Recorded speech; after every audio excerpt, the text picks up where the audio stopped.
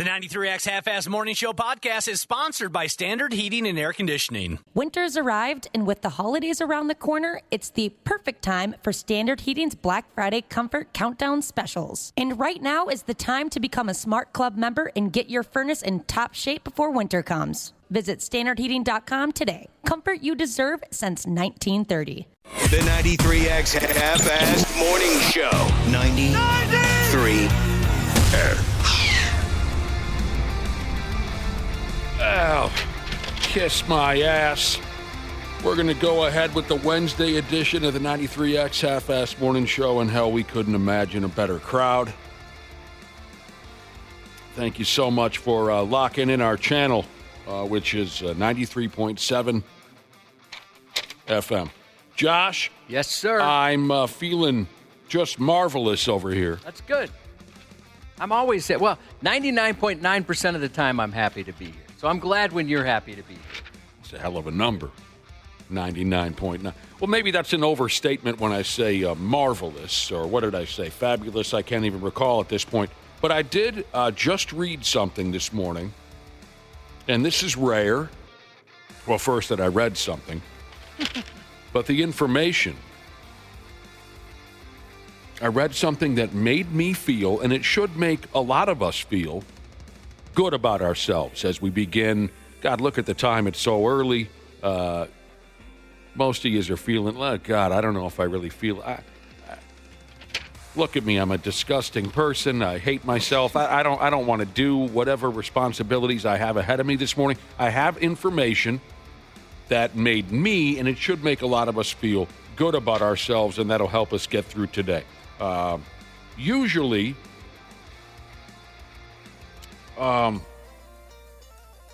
the numbers that doctors come up with regarding our weight and our alcohol intake and our diet, usually it just makes you walk away feeling awful because the numbers are so unrealistic. This is what I'm talking about. The Mayo Clinic posted some guidelines for how many push-ups men and women should be able to do at various ages. I was shocked by the numbers. I know. I mean, because I thought, I was a little nervous to read it, thinking, I think I'm doing okay, but I bet it's going to be disappointing, or I'm going to be right at the level and it's not that impressive. No, I'm telling you, a lot of us are going to just spring out of bed now and go out and kick somebody's ass because you feel so good about yourself. Guidelines for how many push-ups men and women should be able to do at various ages. And they go all the way from the ripe, fresh, innocent age of 25 all the way to 65. They do go on a tangent here about, being healthy is also about your diet and your cardio and your lifestyle. Save that for now. Leave me alone. Save it. So I think the cardio, I bet I'd fall short. If they say you should be able to run for this far or this long, that might be difficult for me. Forget about it. Cardio, off the table. I have the cardio of an 85-year-old man. Let's shelve that for now. We're talking about something positive. We don't encounter things like this very often. Now, everybody be honest. Be honest when you say your number. Maybe we should ask people's number first. They're talking about how many push-ups you can do without stopping. All right? I'll go ahead with my number. I'm 53 years old, and I could get between 20 and 25 before I would prefer to stop. So between 20 and 25, I'm completely comfortable pumping out that many push-ups. That's good. Okay, so I'm 49. 49? And I could do between 40 and 45. Maybe on a good day, I could do 50. Dang, good for you, man. 50 might be a stretch. Ashley, your age again? 27. Okay. And how many push-ups you think you can cut loose without stopping? I honestly have no idea. I absolutely hate push-ups. I can't remember the last time I did one. Take a guess. Maybe like 15? Fitting. Wapple. Do you do it? How do you do it? With the knees down or Oh, no, not bitch push-ups. Well, I was in school. They always called it girl push. I don't know what's okay to say now, but I wasn't going to say bitch push-ups. That's for sure. No, the real deal. All right, Wapple, you're somewheres in your early 30s. Yeah, 32. I believe I could probably get 35 to 40. Oh, good for you, man. All right. And Dana? I'd say I'm somewhere in like the 20 to 25 range. And you are... I'm 39 years old. Gosh, excuse me. So if How all many of did you this... say you could do? Between 20 and 25. Okay. If all of this that Mayo Clinic has posted, if it's all legitimate here, if there's no misprints, we're all doing really well. And Well, the Mayo Clinic, cool. they know a thing or two. Even me? I feel like mine is drastically low. no. What did you say, 15? Yeah. Oh, yeah, maybe you might be in trouble. But the rest of us... Yeah, I hate them so much. This is, like I said, this is just so rare because usually the numbers, as far as our weight and this and that, are so ridiculous. You know what I'm talking about. We've discussed this before on the air. If you're 5'9" and you're 200 pounds, you're overweight or possibly even obese, according to doctors, whoever lays down the law on this stuff. If you're a 25-year-old, okay, let's get to the gist here. Talking about how many push-ups you should be able to do without stopping.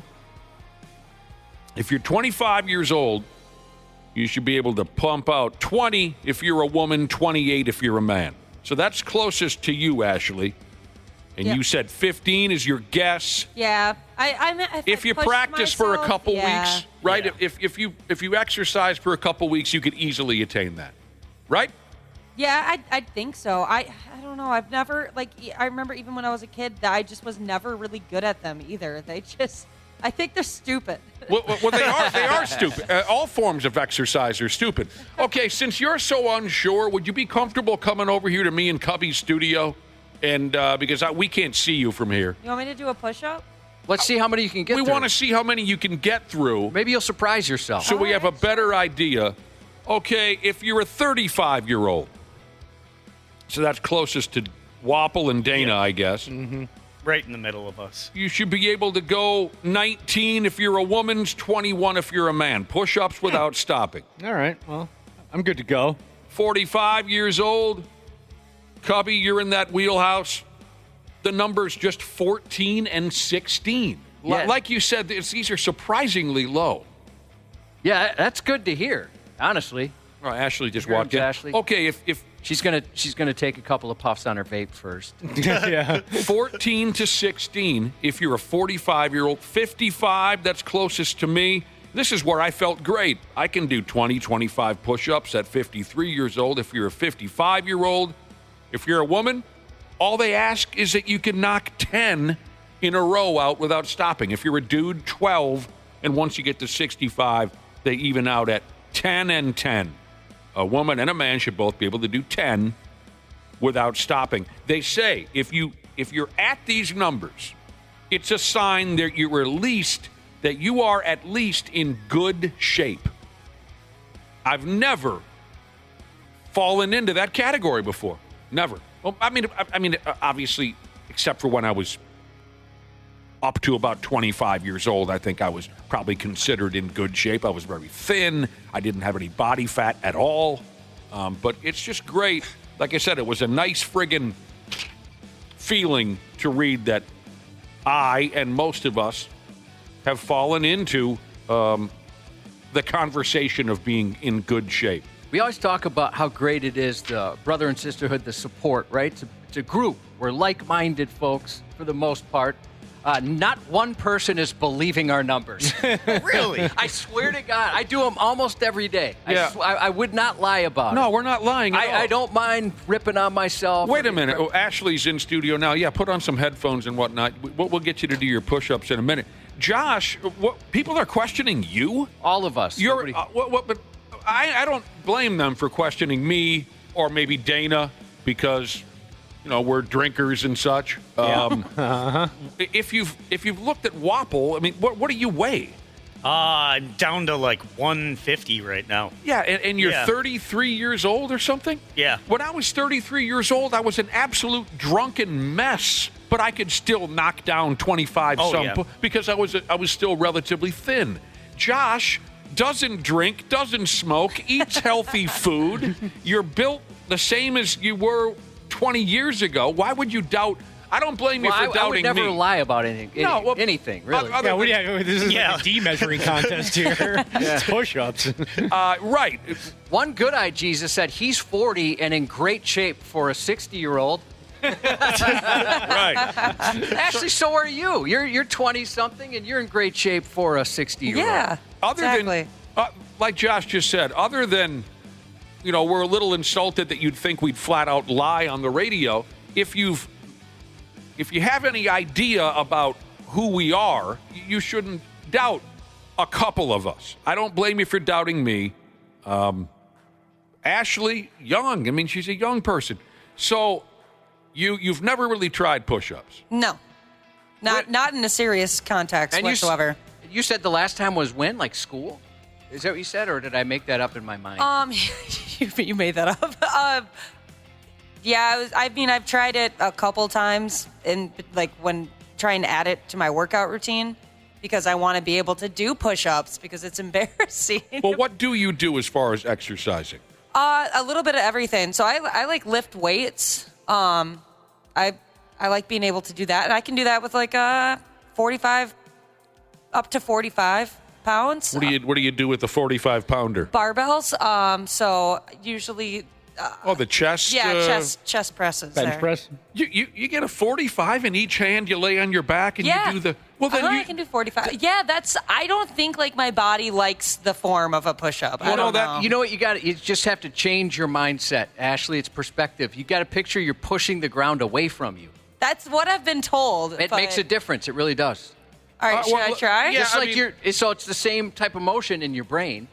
Right? Yeah, it just feels so different. I don't know why. Yeah, it's uncomfortable. It's uncomfortable. Gravity messes with you. So all I think you should do, get down and do 5. All right. And I think that would give us an idea as to whether or not you're capable of, what was the number again? You are 27 years old. They say at 25 years old, a woman should be able to do 20 without stopping. That's a lot. So I think just by watching you do 5, I could probably tell, Josh could tell by your form whether you're capable of 20.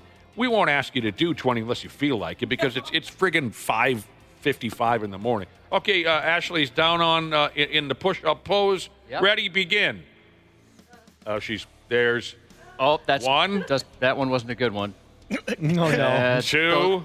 Oh, God. Her face is red already. Yeah. It's like that scene from Stripes. Oh, no. She's collapsed on the floor after 2. And that was not really good form. Oh, no. Well, you've had a lot to drink this morning. Wait a minute. Put those headphones back on. Yeah, you don't gotta walk to the other studio. I remember like back in early high school, so like a freshman in high school, when I played soccer, it was insane what we had to do because we had a coach from Mexico, we had a coach from England, and before we even started practice, we had to run 3 miles. We had to do like 50 wide arm push-ups, 50 close arm push-ups. Close arm ones kill you. Yeah, we had to do leg raisers, crunches. It was insane. I had a 6-pack. That was the best shape I was ever in. All of that, and you never came off the bench. Exactly. What a drag. Exactly. And you never got laid. Ashley, you're telling me you lay on a bench, you have a 45-pound barbell in each hand, and you do those push them up towards the sky, whatever you call that. Yep. But you really did struggle with the push-ups. I think what the problem is actually, I don't know. Is it my form? Is my form trash? I've been told it's trash before. Not trash, but it wasn't good. No? I've seen way worse. Okay, well, that makes me feel a little bit better. Yeah, no, I don't think it wouldn't take much to correct that. It just doesn't, it doesn't feel natural. I've never been able to do them. That's the only fitness test that I would, just fail like crazy in gym class. Here come the text because she said fitness, but, I would imagine you could come around to it. But, I don't know anything about exercise, but my twin brother is wrapped up in it. He's a power lifter, and he knows all this stuff about working out and proper form and all that.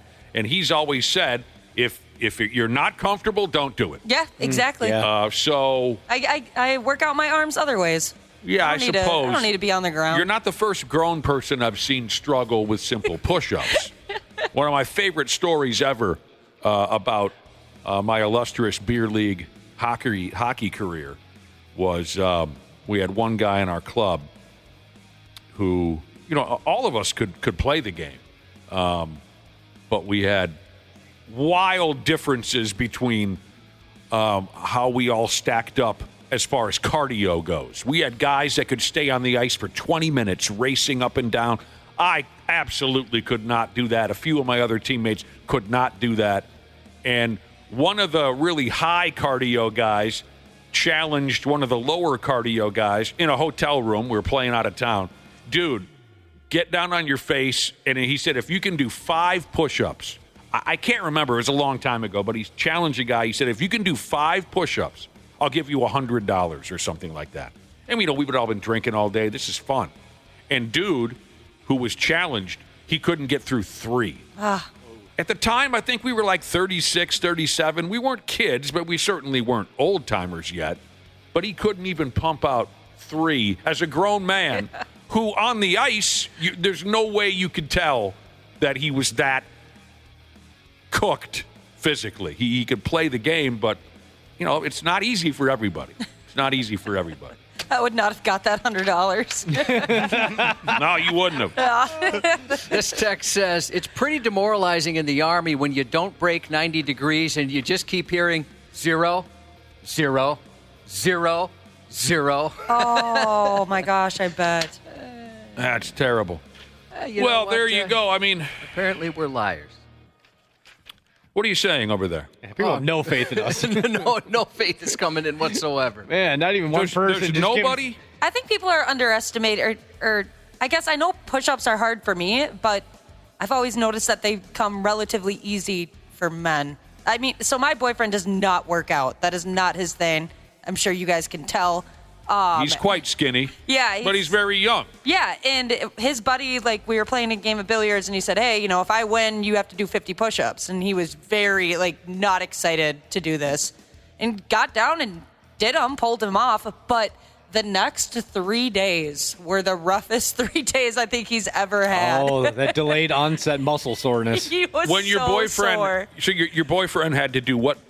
He actually got through 50 in a row? Yeah, I was very impressed. Jesus. I thought I could not do that. That would be a very good day for me. I don't think 50 would be tough. That would be So tough.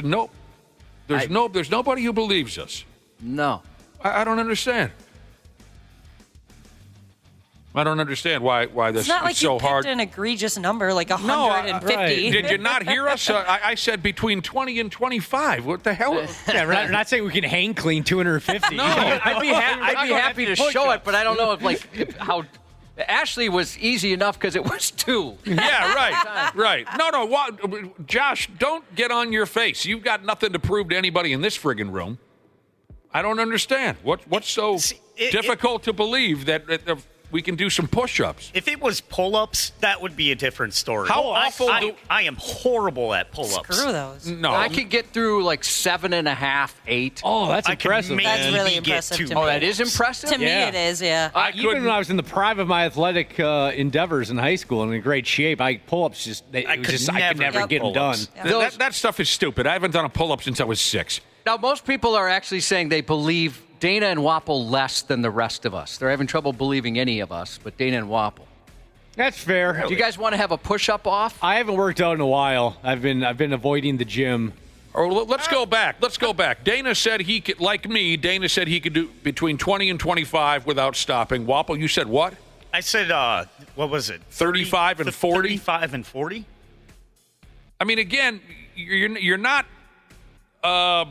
rippled with muscle. No. Not by a long shot, but you're very thin. Yeah. I don't know. I guess I'd have to see it. I'm taking everyone's word for it. Josh said be honest. I feel as if everyone was honest. If you don't believe us, do a push-up off.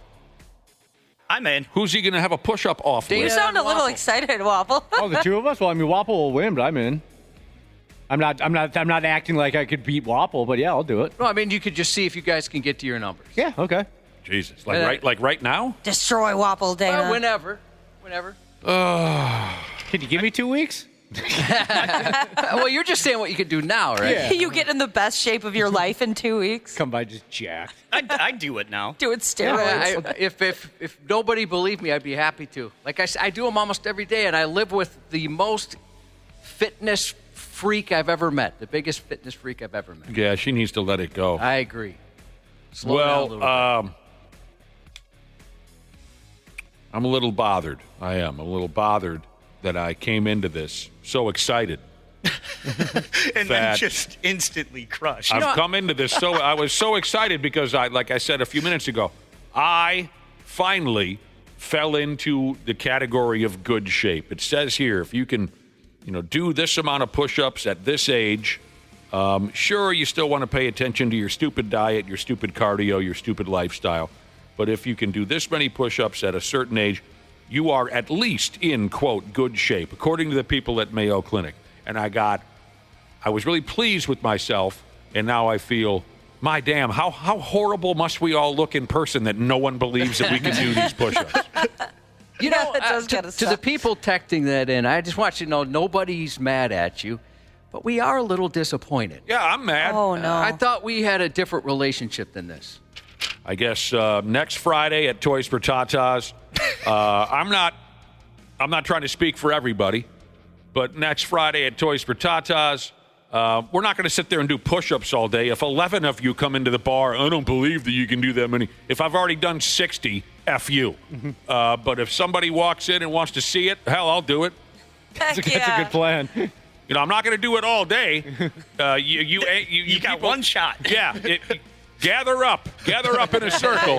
You got one shot to watch this. Everyone thinks a fight or something's going on. Nope, we're all just getting down and doing push-ups. We get up on stage and we have glitter-filled hands after. I got to be honest, I do love that nobody believes it. That's kind of fun. The next time someone texts in and says, I could really use some tickets to that concert, I'm going to say, I don't believe you.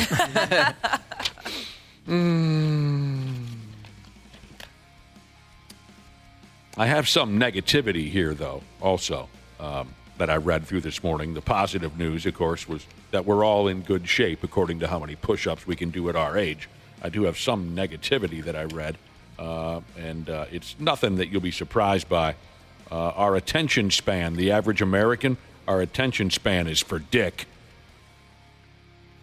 I think that's true. I've noticed especially younger people who watch those very quick, like YouTube shorts and TikTok videos and stuff like that, just over and over and over again, seconds upon seconds. I've mentioned this before. I tell my son, my youngest, that's what they do in Guantanamo. I've seen the movies. It's just flashes of films. It's like a rotting animal, and then it's like a person frowning, and then it's like a little girl crying, and then it's something else. It's a Nine Inch Nails music video. Yeah, it's pretty much what it is. Right. Yeah. It's like going to a Nine Inch Nails or a Marilyn Manson concert, and just these quick videos, and so his attention span is less than it should be. I can feel mine getting worse. As I was having a conversation, this is no joke, he tuned out. And I understand. Started scrolling through his phone? I can't hold people's attention very long. Yes, but I was you can. trying to give him some dad advice and tell him, hey, watch something with a script.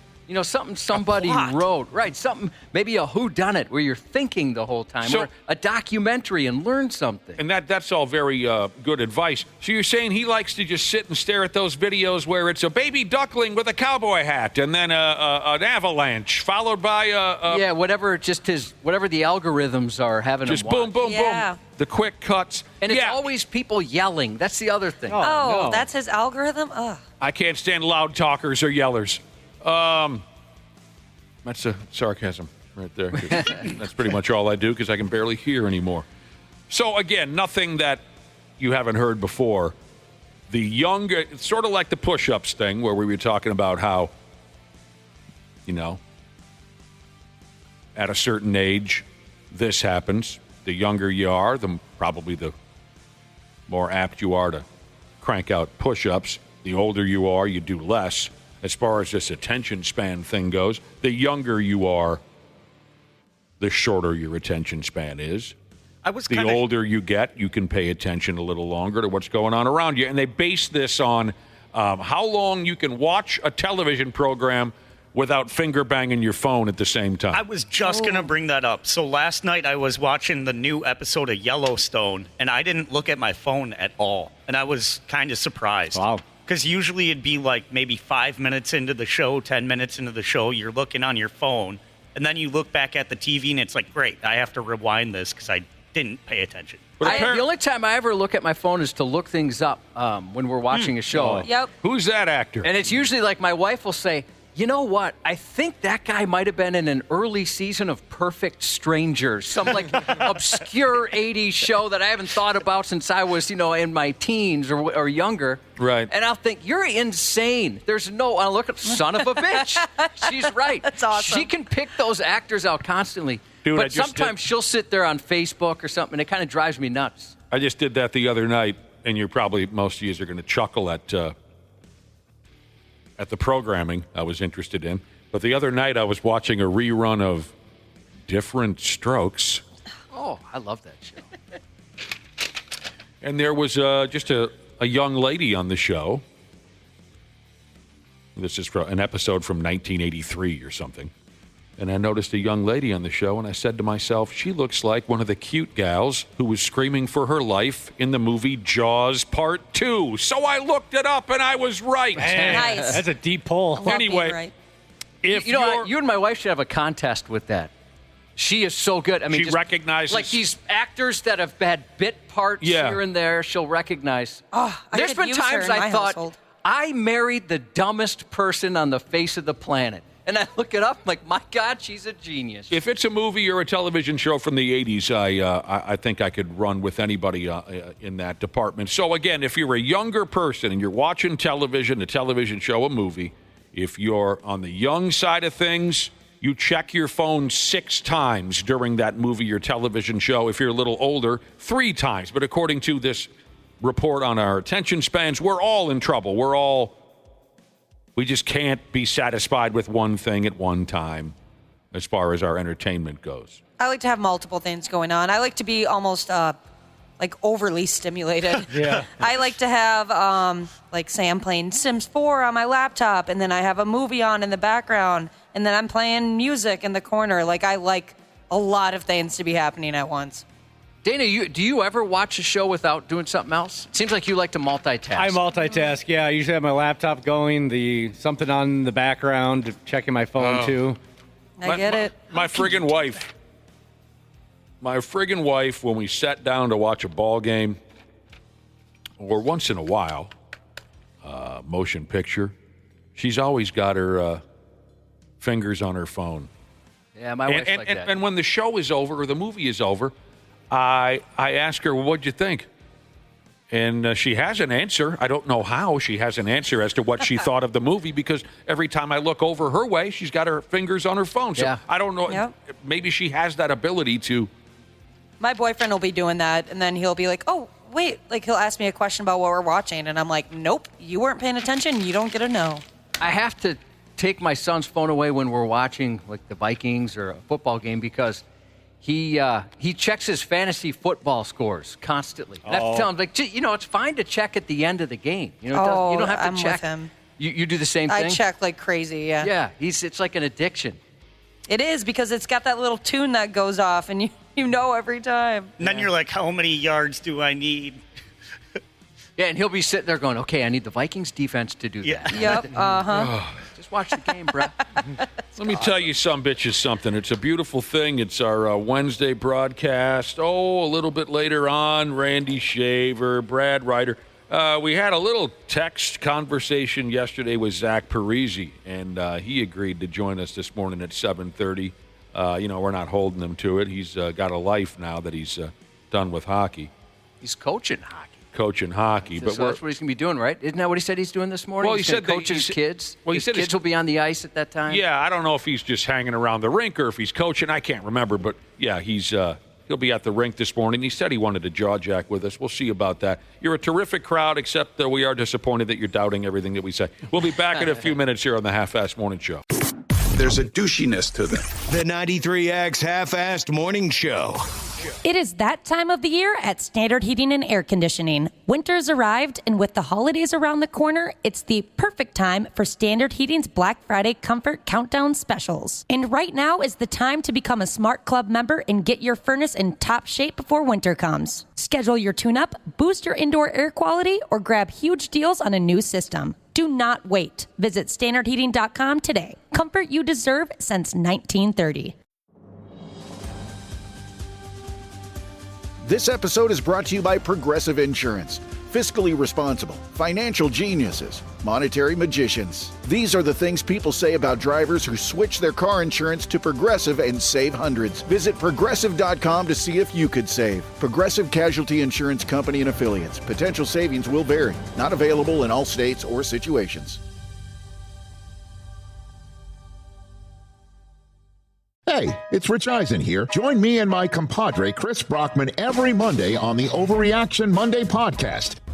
Multiple 10-win teams in the NFC are going to miss the playoffs. Who are the multiple? So one of them's going to be an NFC North team, is what you're saying? Perhaps. And then another one's what? I think this could happen. I'll push back and Circle call that back. an overreaction. Come react or overreact with us. I like your moxie. I like the cut of your jib right there. Overreaction Monday, wherever you listen. It's game over. Over, man. Stupid news on the Half-Assed Morning Show. Oh, God. 49, 50. There. I doubled what I predicted I could do on the radio as far as push-ups go. I just wrapped up 50 in a row. And that was your third set. My third set of 50. We were having a conversation earlier about our overall physical fitness, don't you know? It's not great. I don't think any of us would say we're in great shape, but we can do some push-ups, except for Ashley. Yeah, I'm not a part of this. And push-ups count for something, we've learned from some numbers the Mayo Clinic came up with. Push-ups count for something. Sure, there's other facets of physical fitness that, doctors are always up our asses about getting better at. Eating better, this and that. That's all nonsense. But push-ups count for something. And as far as how many we can each do, again, with the exception of Ashley, if you take into consideration how many push-ups each of us can do without stopping, we're in pretty good shape. That's the words of the Mayo Clinic. Learned, educated doctors. I feel good for all of us. Except Ashley. Next time I'm with my girlfriends, I'm going to make them do some push-ups. Because I want to know how many they can do. I'm really hoping at least one of them are on my level. Your girlfriends will never be on your level. No way. You're too high up there. Are most of your girlfriends around your age? Yes. Okay. So you're in the same wheelhouse where you should be able to do 20 is what Yeah, absolutely. And I don't think, thinking of my friends, I think only one of them could get it done. I had said that I could do between 20 and 25 push-ups, and I got a lot of feedback from people saying no chance, no chance. But then I thought I had somebody on my side. I thought Brian texted and he says, I guarantee Dana can do 20 push-ups in a row. And I'm like, oh, wow, that was really nice of him. I go to respond and I reread the text. He says, I guarantee Dana can do 20 push-pops in a row. Yeah, I bet you could go through a push-pop. There are some folks making jokes about push-pops. All right, better than Dana at Mario Kart Jesus has some advice for everybody and all of y'all on physical fitness. He says if you want to get into great shape real fast, maybe one of you can guess. You want to get in great shape real fast? What do you need? Well, I read the text, and he's right. What do you need? Anyone with a guess? No. Steroids? That's not it, but a fair guess. That's not a bad guess at all. The answer is an 80s montage. Oh, that is true. Yeah. You guys never watched a movie? That's how you improve. I've seen Hot Rod. That's one of the best montages ever. I have not seen Hot Rod. Is that the one with the guy that used to be on Saturday Night Live? Yeah, Andy Samberg. He's doing a pommel horse in the woods. In the woods, and then he flies up it, and he falls down a hill for like 5 minutes. Was that any good, that movie? No. Oh, I loved it. I thought it was decent. Yeah, you guys are idiots. I thought it was okay, but there was one actor that ruined it for me, and if you look at the cast real quick, Josh, I'm sure you could guess which actor ruined it for me. Well, I'll give it away.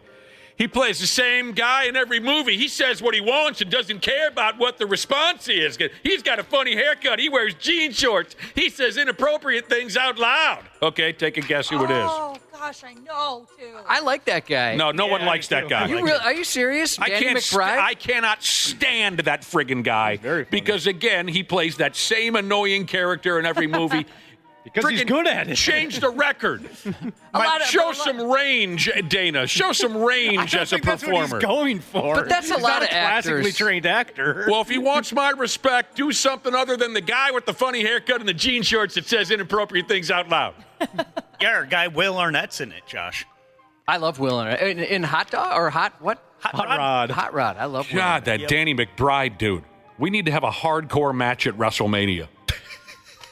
There's you hate him that much? Can't stand it. You've never thought? Did you ever watch Eastbound and Down? Couple times. He was funny, right? I can't remember. To be honest with you, I can't really remember. What about the first time you saw his bit?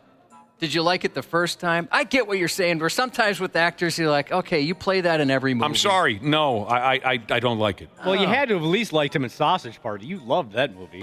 Everybody loved Sausage Party. Yeah, the TV show was even better. So who would you go after first in this hardcore match if it was Danny McBride, you, and that Ken? Ken Jeong? Yeah. Who would you go after first? I'd watch that God. out of that. That's a difficult question.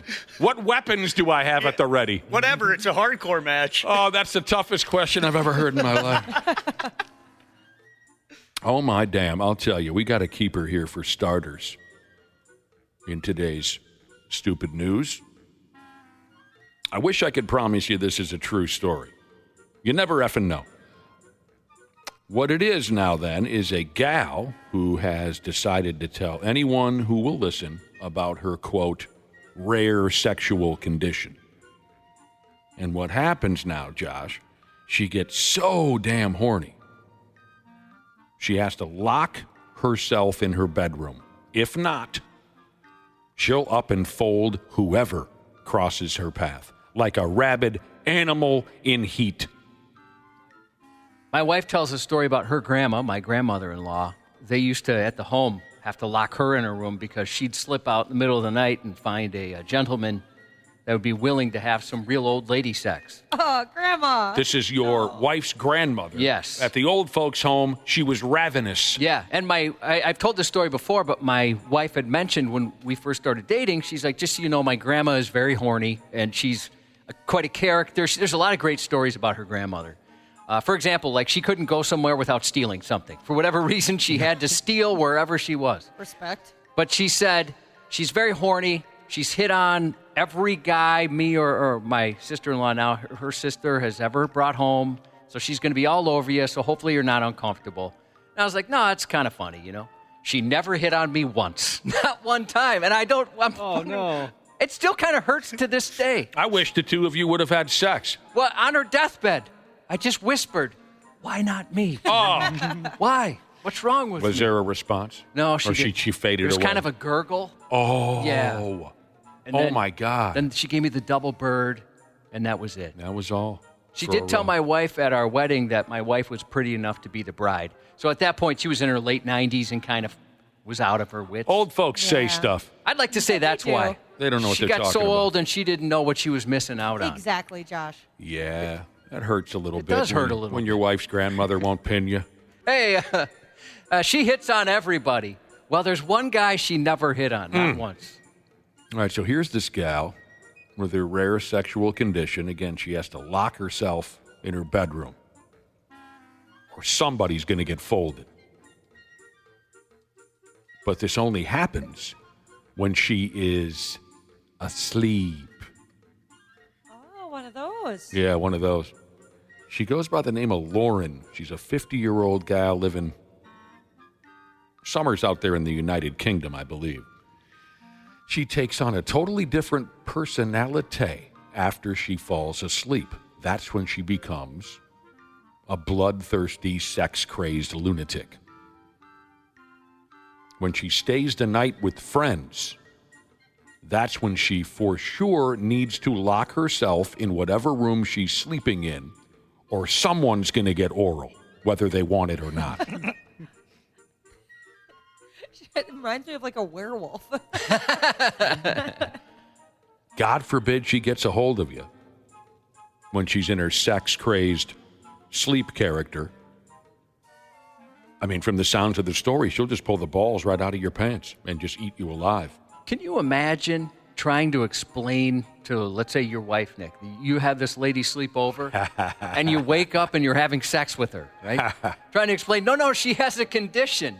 I think that's going to be very tough for a significant other to believe. Yep. She mentions that here in the story, something similar to that. She claims she's been diagnosed with a rare sleep disorder that causes her to initiate sex while asleep. Her husband, stupid Charlie, that's her husband, he says that while Lauren is asleep, she'll try to get it on with a player. He says she will begin to, quote, stroke him. My goodness. Back to the lady now. Lauren is her name. She says, and this is going back to how she has to lock herself down when staying at her girlfriend's house. And this echoes what you were just saying, Cubby. If I stayed at a friend's house and ended up in bed with her partner, I'm sure I wouldn't be very popular. Lauren makes no sense with this next comment. She says, I live alone with my husband. Sometimes you can be in a relationship where you feel very alone. You can share the same bed, maybe you even carpool to work, and you still feel alone. Yeah, you forget there's somebody else there. I live alone with my husband. She says, my husband, stupid Charlie, he doesn't complain about her condition. He doesn't do any complaining. Right? Which I feel kind of weird about it.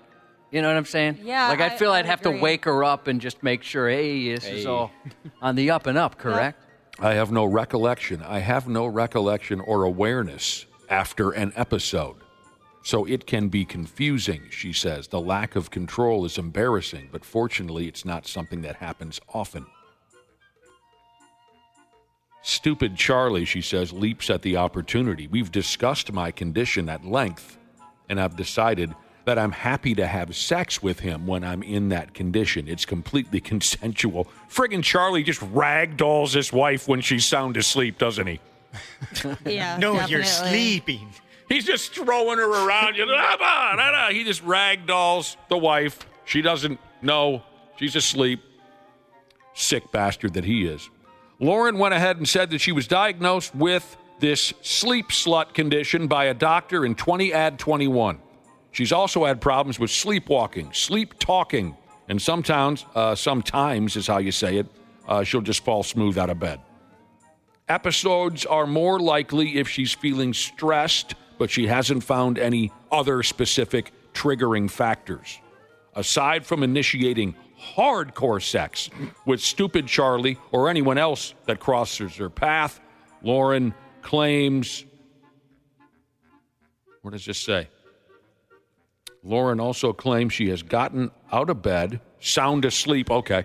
She's also slept-walked around the house and done some cleaning. She'll send some text messages with no recollection the next morning. Ooh, that would suck. The cleaning thing would be pretty cool. Yeah. That would be cool. Yeah, I agree. Oh. That sleepwalking stuff is awful freaky. You know, like It is. There's a pretty well-known story about a person who allegedly murdered someone while sleeping, and if I remember right, there's been a couple of them, but in one, the defense worked, right? So let's just assume or hope that was legit.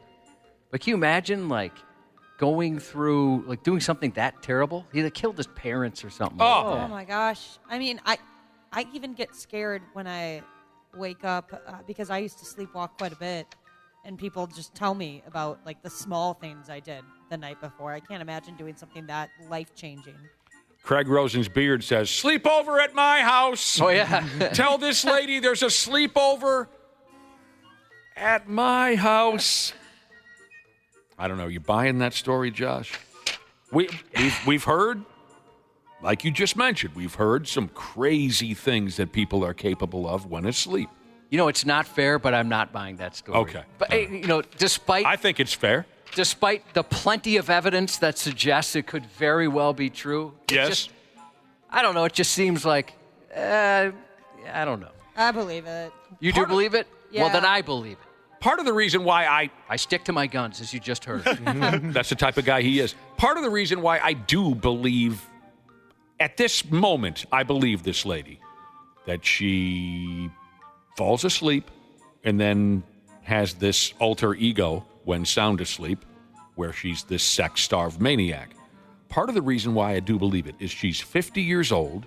She's not a 22-year-old Instagram model, porn star, TikTok lady, because we hear all these outrageous stories from those young women, and it's kind of obvious that they're telling these stories to get more clicks, get more friends, whatever the term is in the social media world. This is a 50-year-old married lady.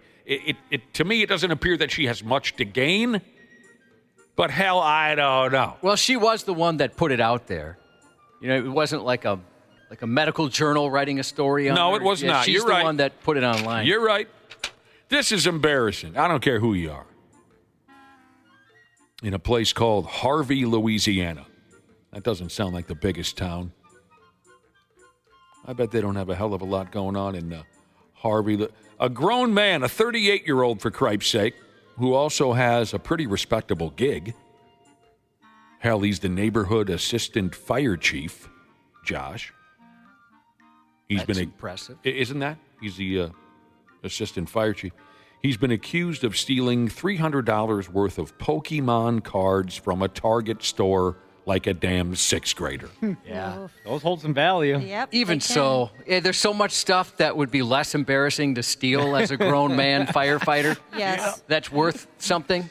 Justin Taylor is the prick's name. Back on November 6th, cops were called to the Target store, and that's where they found this Taylor dork with the stolen little Pokemon cards. And he knew, what's his name again? Justin Taylor. He knew every damn last cop that showed up to get him, and they knew him. Mm-hmm. That was an interesting interaction, I bet. I'm guessing the effing cops didn't expect to arrest a 38-year-old for stealing Pokemon, let alone a guy they likely see every day. Yeah, that swings things in the pendulum of the cop and firefighter rivalry in that town.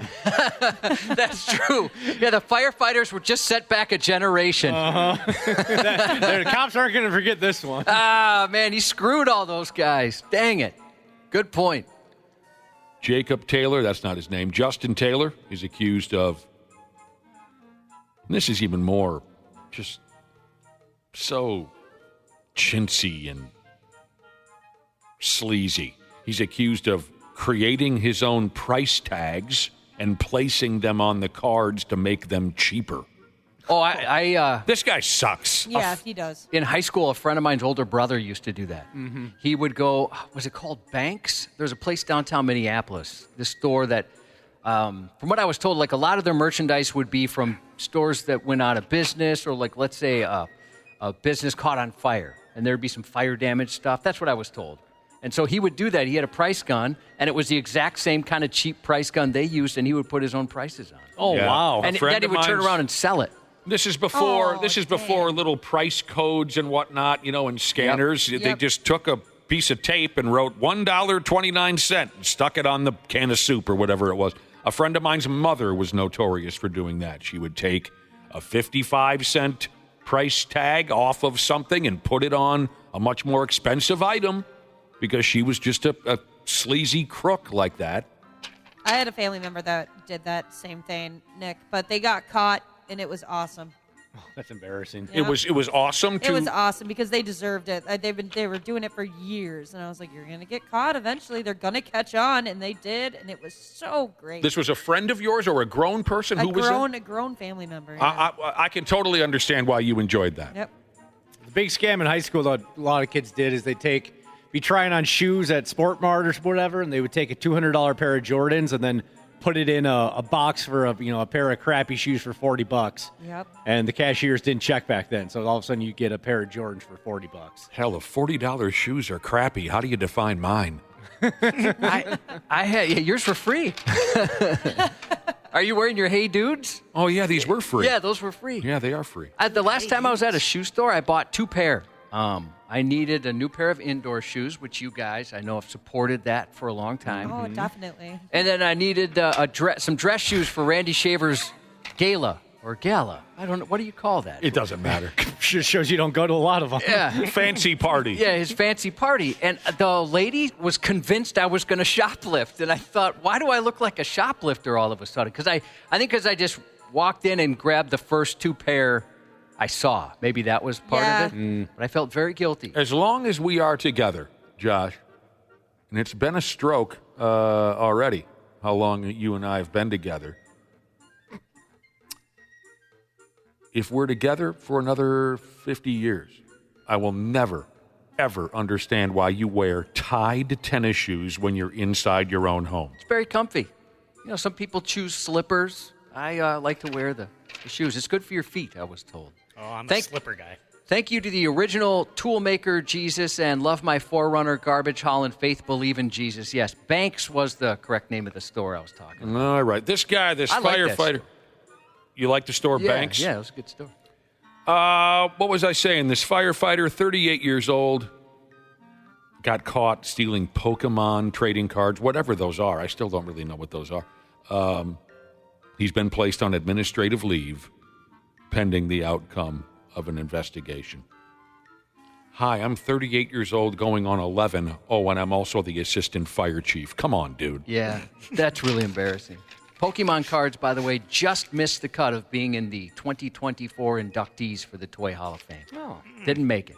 Surprised we weren't already in there. Oh, I'm sure they'll get there in. eventually. Yep. Are those still very popular outside of collector's editions, like as far as people playing Pokemon? I never hear people actually playing the game. I just hear people collecting them like sports cards. Yeah, I forget that there is a game. Mm-hmm. Yeah, I mean, that used to be big. I mean, I even knew like adults that were really into it. And Right, I don't hear about it too competitions much. and stuff. What's replaced it now? TikTok?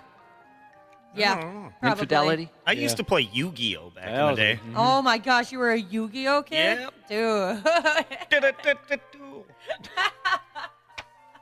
What was the set of trading cards that were really sci-fi looking and fantasy looking? Magic? Yep, that's Magic. Magic? Oh, yeah, that's what took everything. That's all you say is Magic? Magic the Gathering. Yeah. Magic the Gathering. Okay. They have a lot of competitions. Yeah, for I had a those. buddy that used to win some good money at those things. I don't understand a word of it, but I only have one story connected to such a thing. I was dating a gal at the time. I was dating this gal. She had much younger nieces and nephews. And this little niece of my girlfriend, she must have been 4 or 5, okay? And we're at some kind of a gathering, and this little girl, she's a cute little number and really fun to hang out with. She was very funny. She took to me for some reason, one of the rare children who's ever took to me, but she was kind of like, yay, and we're hanging out. And she had this deck of cards in her hand, and she says, these are Magic the Gathering cards. Okay, cool. So she's sitting on my lap, and she's sifting through them and showing them to me. And do you guys remember, all these characters had really bizarre names. Yeah, that makes sense. Okay, but also some of them had not so bizarre names. So she's rifling through these cards, and she said, this is this character, and this is that character. And she gets to a character that was called Shaved. Okay? So she shows me this character, and she says, this is Shaved. And then the little girl, goes, Shaved. And I said to myself, hey, wait a minute. Aren't you a little young to find that funny? I never asked her any further questions about that. All right. So those were the little kids. These kids, I guess, maybe that's why she found Shaved funny. These little kids, she and her siblings, they knew adult stuff maybe sooner than they should. These were the little kids that introduced me to the video about shoes. Oh, is that right? Yes. Yeah. They sat me down. The oldest one must have been 10 and said, you got to see this video. And it was the shoes video. What's his name again? What her name? Kelly. Kelly, yeah. They were the ones. Yeah, she had a bit of an attitude. I love Kelly. Kelly, I love she Kelly made a video not too long ago, a couple years back. What's she stressed out by now? She's back. I don't fully remember. Okay. I watched just once, but I was happy to see she's still doing it. Hammer Swinging Jesus said Pokemon Go took Pokemon's place. One Piece. D&D says there's something called One Piece, which has a trading card game that's popular now. Anybody familiar with that one? Nope. This person, a 651er, says, I had a buddy this year, went to the World Championship for Pokemon trading cards. Dang. That's really I cool. hear you. That's where it's at. I had a friend that used to be really into that, and then he Pokemon? and he got a card worth a lot of money. And it Like what do you, like thousands or, I'm sorry if that's a stupid even question. higher. Really? Oh, wow. Yeah, like almost like over 500K. It was insane the amount of money he got. Seriously? Yeah, it was. Holy heck. Like he moved to a different state, like I got had no a idea. really nice house, stuff like that. But the thing about that kind of thing, it's not like steady income. No. So you kind of go crazy when you see those kind of numbers, and it didn't really work out in the end. We got some Kelly fans in our listening audience. The gal who went shopping for shoes, and she lost her cool a couple times, didn't she, Josh? Yeah. Once the shoe salesman told her that her feet were too big, and she lost her. A couple people are filling us in that her single that she released after Shoes, this must have been during the height of the pandemic, because her video and her song was called "Let's Wear a Mask." Oh, that's right. Yes. Masks. Yes. Let's wear a mask. She sent me a cameo message once because of you, didn't she, Josh? She did. What? Cool. Yeah. All right, we got to get through. Should we get through one more? I'm struggling with something here, Josh, and I need your help as my best damn friend. I don't think I can continue to talk about, at least on air, I don't think I can continue to talk on air about stupid kids and their stupid TikTok challenges. At least not the destructive ones. The ones where innocent people are victimized. Because it just sends my blood pressure through the roof. This stuff makes me so angry. And I don't think it's good for my health to talk about it out loud. Nor do I think it's good for anybody else's health. Anyone who hears these stories. Because I'm sure I'm not the only one who just about busts a spring when they learn what the effing young people are doing for social media fame. So where I'm going with this, I'm considering putting a ban on discussing certain TikTok challenges on air. You know, where regular people are being effed with by teenage puke bags, because it gets me so mad, and I know I'm not alone. What do you think? The ban or... Yeah, just of everything that I just said. I mean, fine with that. Yeah, it's annoying as heck. I mean, some of these things a lot of them I'm kind of shocked that more than one person would do it. You'd like to think you live in a world where somebody would do something stupid and people go, that's really dumb, I'm not going to do that. But instead, for whatever reason, it picks up steam, especially this particular one. I don't understand. It just, when innocent people are being messed with, that's where I get off my rocker furious. But don't get me wrong, if a group of 15-year-olds want to put themselves into a coma by eating Tide Pods at a circle jerk, just so Jake Paul might acknowledge them on social media, hell, I'm all in on discussing that nonsense. But the destructive stuff, again, where innocent people are caught in the mix, I just get so pissed. I feel like I'm going to roundhouse a ninth grader in the mouth on a sidewalk just because he looks like he might be on TikTok. So after I'm done with this one, I'll talk to Josh further off air. I might just put a ban on it. Get ready to be pissed. A damn lady living over there in New Jersey ended up with $700 worth of damage to the front door of her house. And she nearly had a stinking heart attack after teenage virgins kicked the living hell out of her front door. It's all part of the latest TikTok challenge. Yay, social media. The door kicking challenge. Groups of teenagers kick in the front door of your home, and then they run off while filming it for views on social media. I mean, you're going to get killed. Yep, absolutely. You are going to get shot. Ding dong ditch. Even people are getting killed for ding dong ditch nowadays. But if you kick somebody's door in, any reasonable person is going to assume you're a burglar of some sort, or it's a home invasion. And cops are saying, "Look, you idiots are going to get shot." I would like to see what my dogs would do. Got a text here. Oh, yeah. I got one in particular would go up and just love. Just give him love. The other one would tear a throat out. This person says, my buddy's a teacher. He told me there's a TikTok challenge where kids loosen teachers' lug nuts on their vehicles. Dude. That is not... How is that funny for anybody? See, those are the ones... That's right. Yeah, it's not funny. It's stupid. Right. Those are the ones that I don't want to give these kids any credit. I think we should just simply ignore them from now on. I mean, people are saying, hey, at least it's a warning when these things come up, when they're being published or talked about. Like, I suppose this is out there. There is some That's value how there. I look at it. Okay, I didn't think of it that way. My anger didn't allow me to think of it that way. But cops are telling these kids, you're going to get shot, not by the cops necessarily, but by a homeowner who doesn't realize that these kicks to their door aren't coming from violent criminals. They're just coming from hyperactive 17-year-old virgins.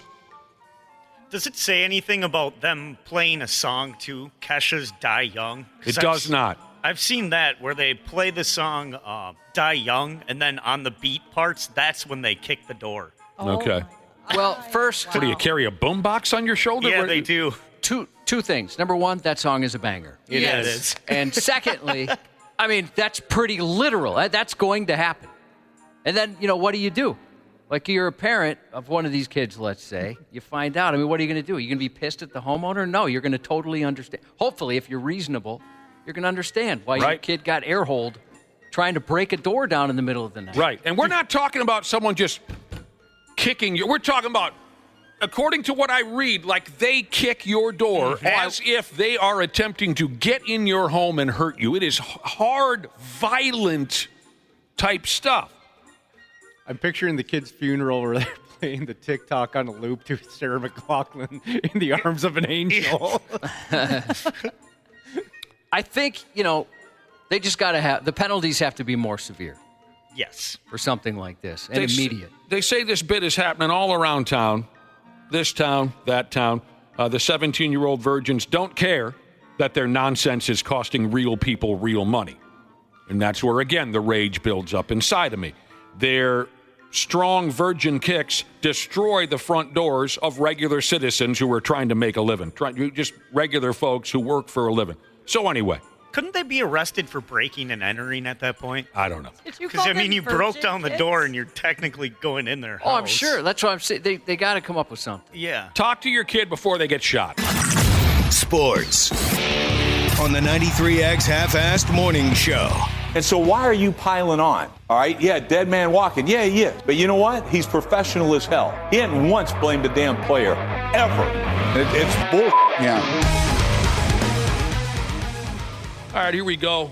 What's going on? Timberwolves started terribly in Portland, Oregon last night, and it stayed that way. Jesus criminy. That was the most frightening thing I have experienced in a long time. Oh, man. That was loud. I thought that was the big man from above coming to get me. That's what it sounded like. Timberwolves started terribly, finished terribly in Portland, Oregon last night. They lost to the Trailblazers by 14. Tonight, Golden Gopher Dudes basketball takes the court at home to play North Texas University. That's 7 o'clock. Oh, Jesus, Josh. Banjo. Oh, no. Banjo. Okay, guys, let's do a long tornado siren. Banjo, everybody. Load up the car. Set the GPS for Nimrod, Minnesota. We've been issued a banjo.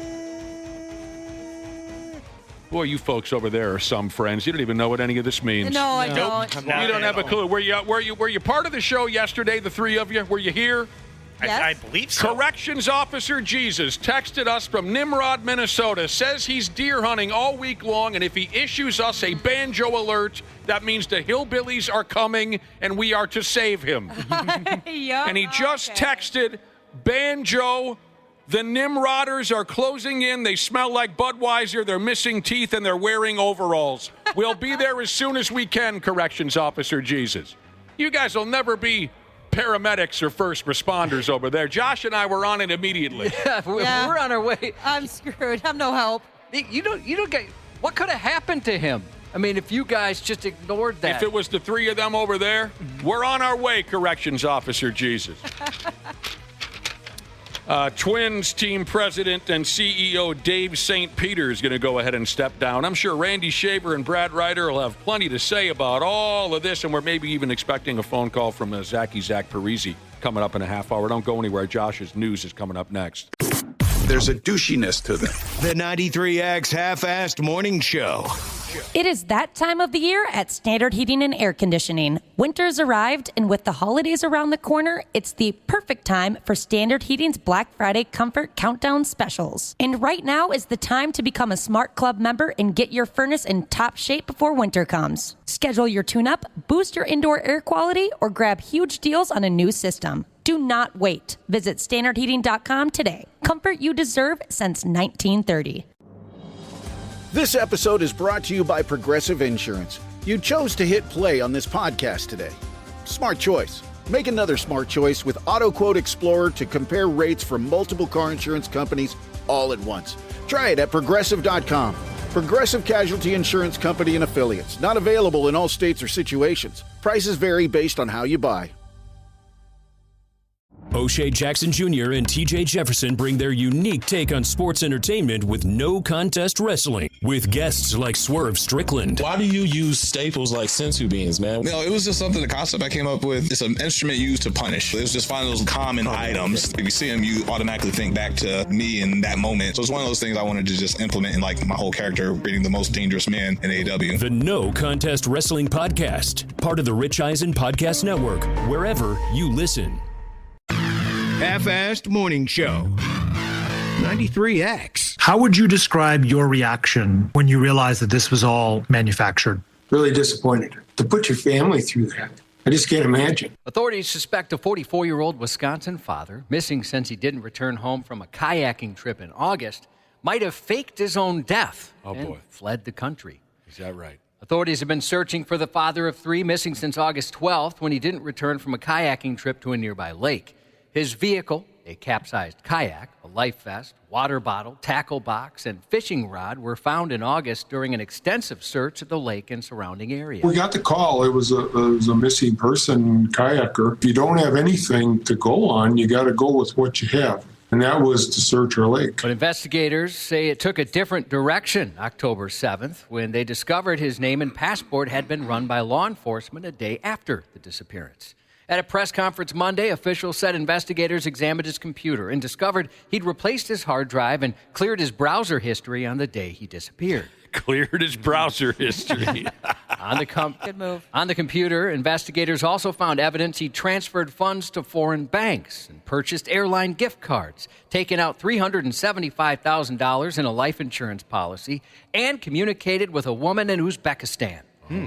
Due to these discoveries, the sheriff's office was confident he was not in the lake. By the time we got into day 10, it was evident to me that, something wasn't right. Officials said it's hard for the family who thought their dad had drowned, only to find out he hadn't. We understand that things can happen, but there's a family that wants their daddy back.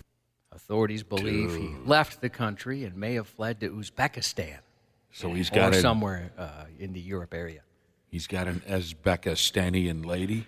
I guess. They're tempting. Are there any stands safe for a Midwesterner, like a Pakistan, Afghanistan, Uzbekistan? I don't follow such things, I but don't believe so. Isn't that something? I bet his family's pretty hurt by this. Oh, yeah. I mean, he's got 3 kids, 2 in high school, 1 a middle schooler. Why not and they thought Dad drowned. Right. I mean, take that into consideration. But if the dude isn't happy with his current life, why not just go about it the right way? Divorce, whatever the hell it might be. Sorry, kids. I'm going to go this way. Doesn't that seem a lot easier? Yeah, why, just be honest with these people. So this guy must be nuts or something. So they're looking for him. They're looking for him in Uzbekistan? Yeah, Europe, the Europe-ish area. Life insurance policy scam? Yeah, he got the $300,000 in the life insurance policy. In less dramatic news out of Wisconsin, a 36-year-old was cited last week after a confrontation with a parking enforcement officer. According to a police report, the woman was upset about receiving a parking ticket in Madison at about 10:55 Thursday morning. So she blocked a cop's vehicle to stop them from leaving.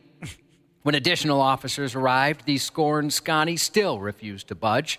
After a brief discussion with law enforcement, she eventually walked away and was later cited for obstructing traffic, resisting arrest, and disorderly conduct, again, all over a parking ticket. Police are reminding residents to handle parking disputes calmly and avoid obstructing officers in the line of duty. Yeah, parking tickets do suck, but that's a little bit of an overreaction. A little bit. We used to be able to handle things like that, Josh. Now, today's average citizen can't handle such a setback. Well, it's the disrespect. Right. She should be able to park wherever she wants. Right. Yeah. A 30-year-old Hastings man, upset his cell phone wasn't returned after being charged with pointing a gun at a neighbor, threatened to kill the police department's deputy chief. Again, possibly an overreaction. He did what first? Well, he threatened a neighbor with a gun. And they said, you can't have your cell phone back. Yeah, they needed the cell phone to search for some evidence, and it was taking too long, so he decided to tell the deputy chief he's going to kill him and kill him dead. Yeah, kind of doubled down there. In August, he was charged for pointing a gun at a neighbor during a dispute over dog feces. Police seized his cell phone as part of the investigation, sending it to the county's electronic crimes unit for examination. Since early September, he repeatedly contacted the deputy chief about his cell phone, despite being informed it would take weeks. By October, his messages turned profane, culminating in a call October 22nd, when he threatened to kill the deputy chief. He also contacted a civilian employee of the electronic crimes unit, leaving a profane voicemail and reaching out through LinkedIn. Recently, it doesn't seem like the type of guy that would have LinkedIn. No, not at all. Not to stereotype or generalize in any way, but I just wouldn't have picked that. And I like how he reached out on LinkedIn, too. Yeah. Like people do that? Usually it's somebody that's like, hey, I have a podcast or something, from a country that this is a completely fake profile. Recently, he tagged the city in social media posts, stating, it didn't have to come to this, and he was, quote, on his way. The same man has a third open case in Dakota County for fleeing police and driving while impaired. He sounds pretty scary. Yeah, he does. The Chisago County, I wouldn't mess with him. The Chisago County Government Center opened later than usual yesterday after a bomb threat was sent to staff. The same threat was actually sent to 22 counties across the state and appears to have come from a foreign country. It was sent via email and deemed not credible, but the building was searched and cleared just to be safe. Authorities are working with state and federal agencies to track that email and determine its origin. A 45-year-old elected official in Chicago was arrested this week after she drove drunk, crashed her car, and berated a police officer about the size of his penis. Oh, you don't do that. The incident occurred sometime after 8 p.m. Sunday night. Police came across a car wreck with two vehicles showing extensive damage, and the official was found lying on the sidewalk. She admitted to the fender bender, telling the responding officer she crashed just because she was making a wide right turn and then decided to take a nap. I observed her eyes were bloodshot and glassy. One of the officers wrote in the report, I also detected a strong odor of alcoholic beverage coming from her breath as she spoke. In addition, police found an open bottle of wine on the passenger side floor. She declined to perform field sobriety tests when asked. However, she did start talking, reportedly asking one of the officers, quote, is your penis that small? I'm just guessing that's what she said it like. According to police, the question was posed repeatedly. She was obsessed with his penis. She's got one bit and she's sticking with it. Later, instead of calling her defense attorney, she contacted a fellow elected official asking him to serve as her lawyer. He reportedly informed her that he does not practice criminal law and referred her to another attorney. After her ill-fated Sunday drive, she now faces a misdemeanor count of driving under the influence and is scheduled to appear in court next month. Well, Just won't leave the guy alone about his penis. drunken size queen, huh? I guess. But I saw pictures of her. I'd let her berate my penis all she wanted. Oh, is she a looker? Yeah, she's cute. Yep. You know what? She's going to give elected officials a bad name. She better be careful. People might start looking at them funny. While a Texas fire department was out on an emergency call, a delivery driver called in to fire dispatch saying there was smoke coming from a different building. As it happened, it was a building firefighters were very familiar with, and the same one they just raced out of. Their own fire station was on fire. According to the Irving Fire Department, the crew had been out of the station for about 15 minutes before the call came in at 9:45 a.m. Saturday morning. There's a lot of memories inside those walls. It's very much a home. As of right now, this station will be closed indefinitely. Engine 9 put themselves on it and came back to help. That must have been so hard. Yeah, I mean, it's kind of like driving down your own street and you see your own house on fire. I mean, it's gut-wrenching. Someone leave a crock pot plugged in or something like that? The fireny at the fire station started in the kitchen. The living quarters were also severely impacted, and there's smoke damage throughout the building. But thankfully, no injuries were reported and no damage to any fire equipment. Investigators believe the fire started in the kitchen area near a stove, possibly the stove being the culprit, but they're still looking into it. Officials said there's no timetable yet as to when Fire Station 9 will be back in service. They were really bummed. That's too bad. Yeah, the audio of him talking about it made me kind of sad. Yeah, me too. When an Arkansas state trooper initiated a traffic stop that escalated to a high-speed chase last month, he accidentally jumped his squad at over 100 miles per hour. Sweet. October 15th, the trooper pulled over a Dodge Charger. The driver initially stopped, but he did this trick. He sped off as soon as the cop stepped out of his cruiser. The trooper quickly re-entered the cruiser and began the chase. Dash cam footage shows the cruiser hitting speeds of about 100 miles an hour, and then it hit a speed bump. It launched it into the air, crashed back down, and he narrowly missed a pole, sustaining severe damage, though. Despite the high speeds, the officer couldn't close the gap on the fleeing vehicle. In the end, the cruiser was left heavily damaged, and the suspect got away. The Department of Transportation reports around 250,000 high-speed crashes occur in the U.S. each year. I wonder how big that cop's eyes got when he saw that speed bump coming. Oh, my God. Yeah, he's going so fast. I mean, I can't even imagine he would have any time to stop. But yeah, I bet that looked kind of cool. I'd like to see that dash cam video. Hang on to your ass, Fred.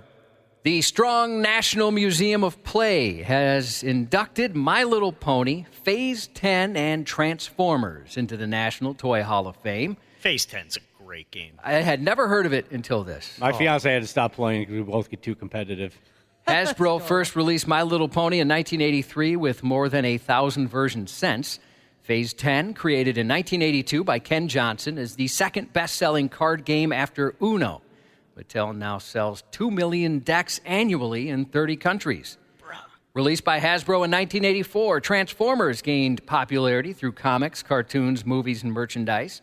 The franchise has maintained relevance with live-action films, the latest being Transformers 1 last year. The 3 inductees were among finalists like Apples to Apples, Balloons, Choose Your Own Adventure books, Fleshlight, Pokemon cards, remote-controlled vehicles, Sequence, and trampolines. All didn't make the cut this year, but were the fellow nominees. Balloons? Just your typical everyday balloon? Yeah, they do. They put in stuff like that, just your... And that hasn't... Yeah, how hasn't that gone in yet? Yeah, what are they waiting on? Balloons, trampolines? What are they waiting on? Those are great.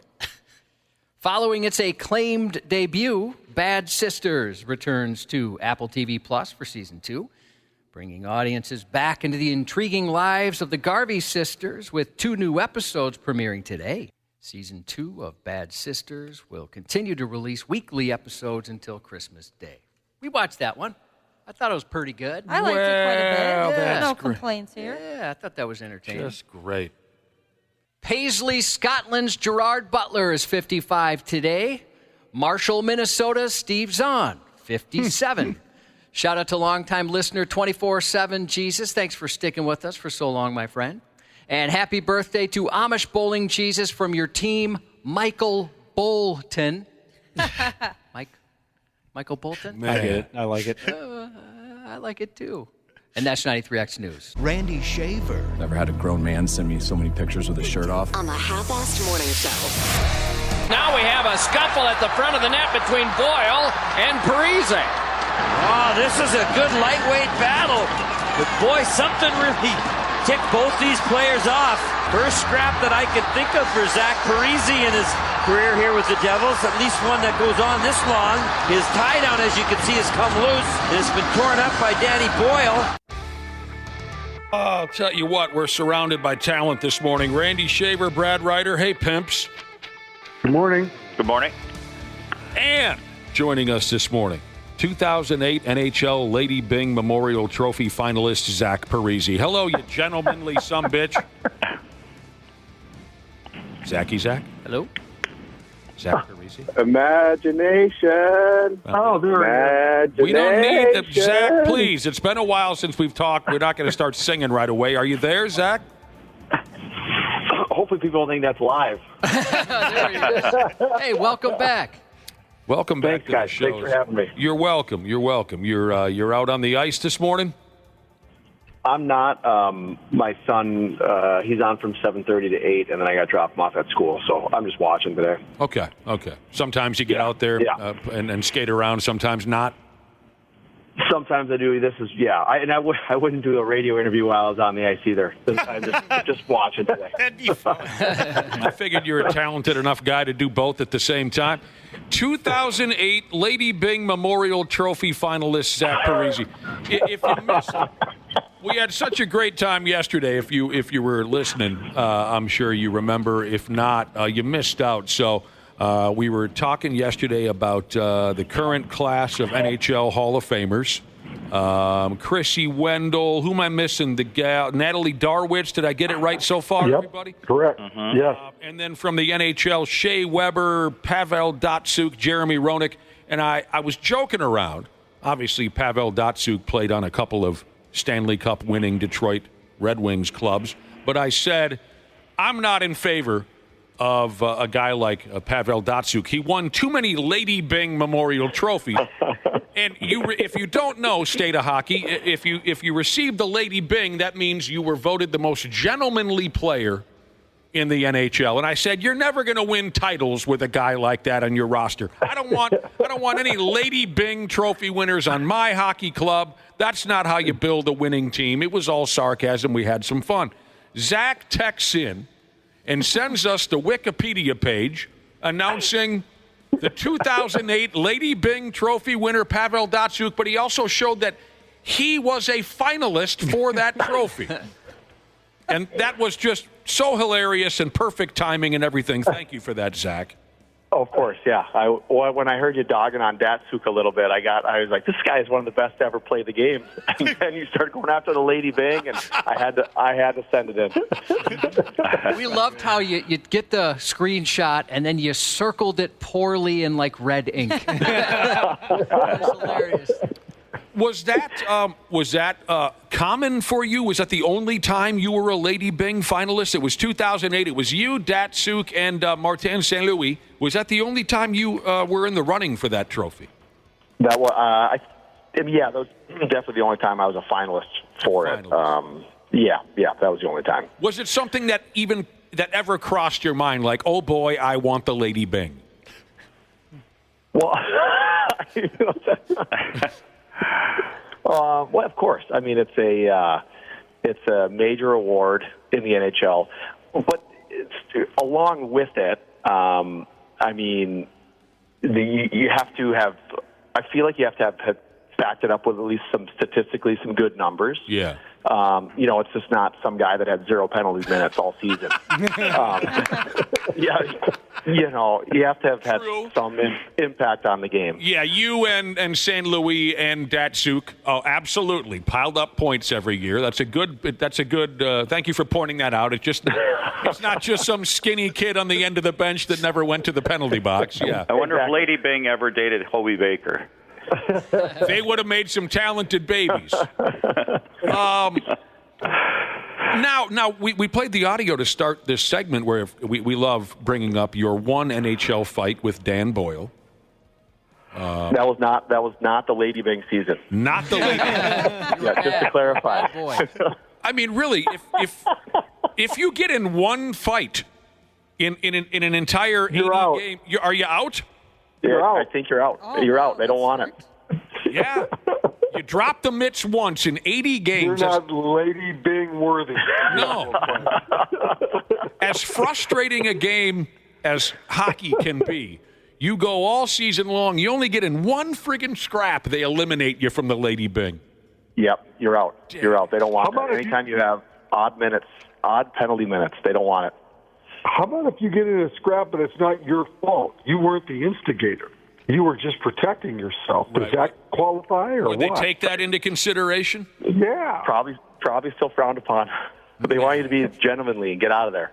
Yeah, be gentlemanly. Turn the other right, just like the.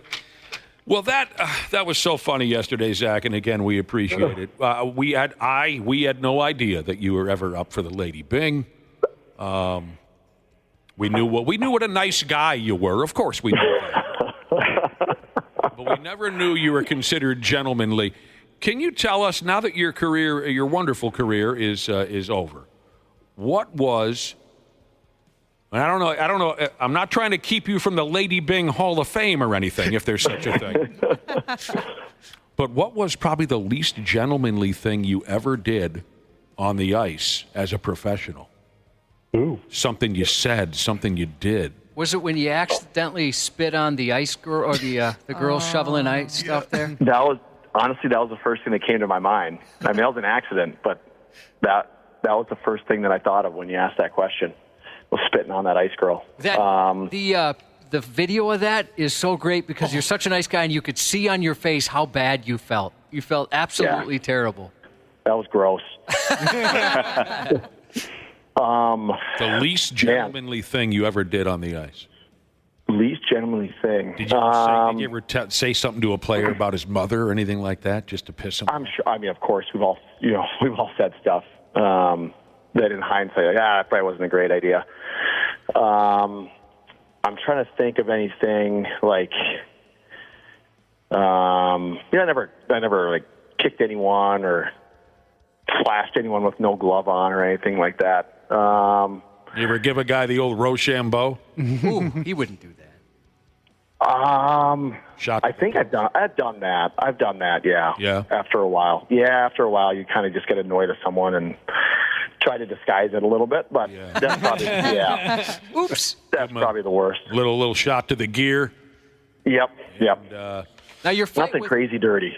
Your fight with Boyle, underwhelmingly optimistic Jesus asked if the fight was about who was more gentlemanly between the two of them.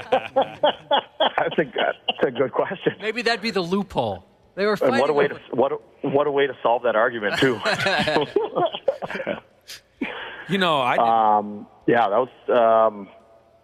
was two.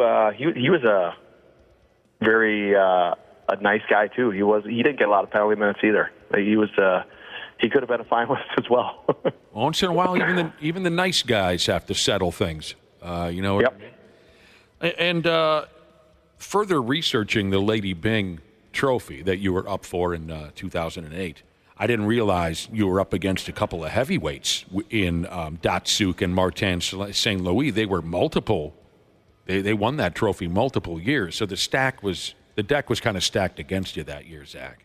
It was. I wasn't optimistic going in there that I was going to win it because I think both of those guys have had won it, one or the other, maybe the last 4 or 5 years, if I remember right. I think Datsuk had a stranglehold on it for a while. Yeah, they kind of toggled back and forth, those two, winning that friggin' trophy. That wasn't fair to you. Mm-hmm. Yesterday, we were talking about celebrity fights. We were, because there's this fake patty cake boxing match coming up this weekend. Jake Paul against Mike Tyson. Are you and the kids going to watch that on Friday night? Honestly, I didn't even know it was on. I had heard about it, but I didn't know it was on until I was listening to your show yesterday morning. I had totally forgotten about it. Yeah, most of us have tried to put it to the back of our mind.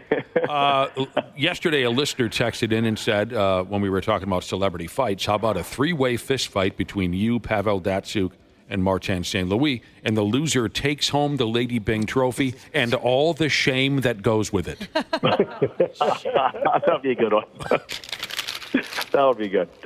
I remember saying, too, with one of my that year, I was line mates with Travis Zajac. We were roommates and whatnot.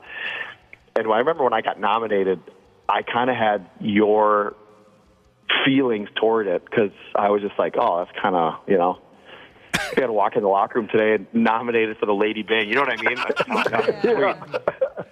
Yeah. But even he was like, dude, it's an NHL award. You know what I mean? So it's kind of, he was pumping it up a little bit. But I remember having those kind of same feelings of, this is it, huh? Yeah, I hear you. You walk into the locker room and they all say, oh, here he comes, the gentleman. Yeah, exactly. But you're right. It all is, hell, to be winning any major NHL award by the end of the season, that's something to be pumped about. What else is going on, Zachy?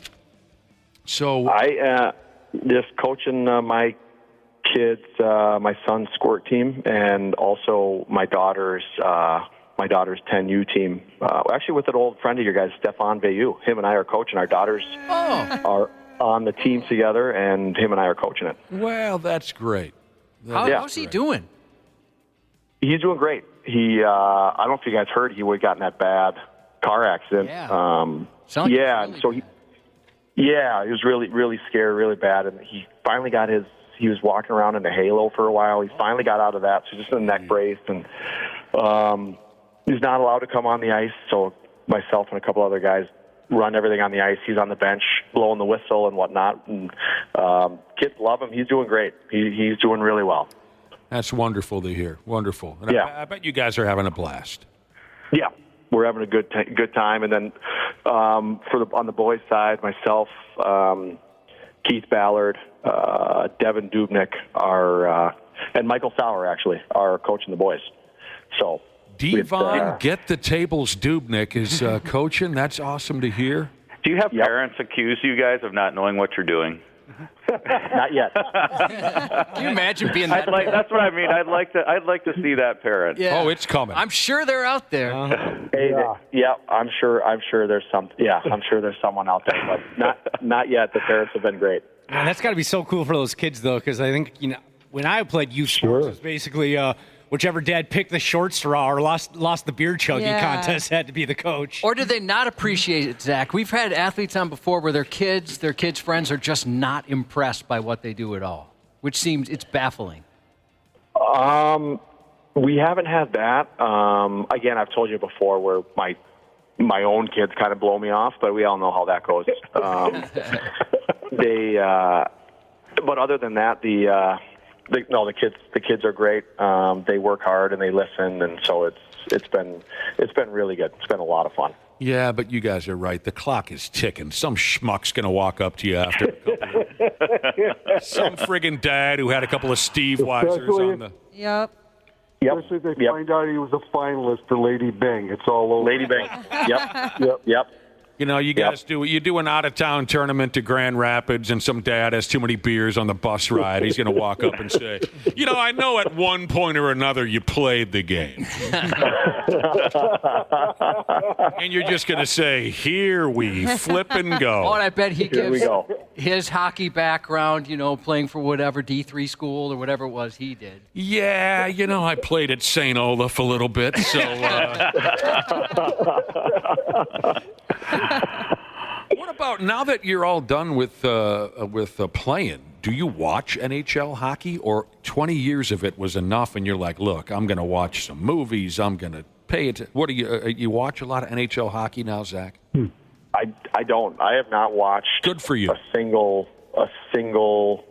minute of hockey. My kids have had, if Colorado's playing or the Islanders are playing, sometimes they'll want to flip that on, but I haven't watched a single minute of hockey. Honestly, just burnt out, really. No. Just like I don't want to watch it. I love the youth stuff. I love coaching and working with the kids, but as far as watching an NHL game, I just burnt out, completely burnt out by it.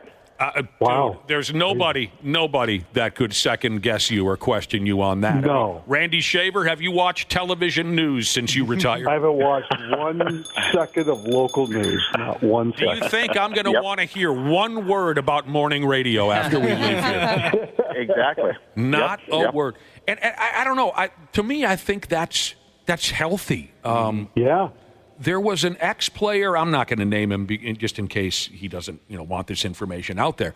But I was drinking quite a few years ago with this ex-NHL, longtime NHL player, and people kept walking up to him and saying, what do you think of that Ovechkin kid, or what do you think about this or that going on in the NHL? And I could tell now this individual, this ex-player, was being very nice about it. But I could tell he wasn't really. His answers seemed kind of flimsy. So anyway, when these people walked away, he says to me, "Do you know how much hockey I've watched since I retired?" And I said, "No." And just with a hand gesture, he made a 0. You know what I mean? Like folks will be. Yep. And I said, I get it. I totally get it. Good for you. Yeah. It's. But at the same time, too, if someone wants to come up and talk hockey or whatnot, I'll talk your ear off about hockey. Not really knowing what's exactly going on in the league right now, but I love talking it. Still love everything about it, just not watching it. Well, when you're coaching your kids too, you're getting your fix that way. Gosh, you don't need to watch it on TV. You're getting your fix that way. It's crazy with that. We had to do a couple for the kids teams. We had to do like actual drafts. Like there's 2 teams and there's a draft room and the whole tryout process. And I can't believe how stressful that was and time consuming. And this whole doing all of it I get enough. I don't need anything else. It's good. You do anything long enough. Sorry. What's that, Dana? I was going to say it'd be funny if you didn't draft your own kid. Sorry, I saw the trials, man. You just weren't up to snuff this year. I'm a winner. Had to take him.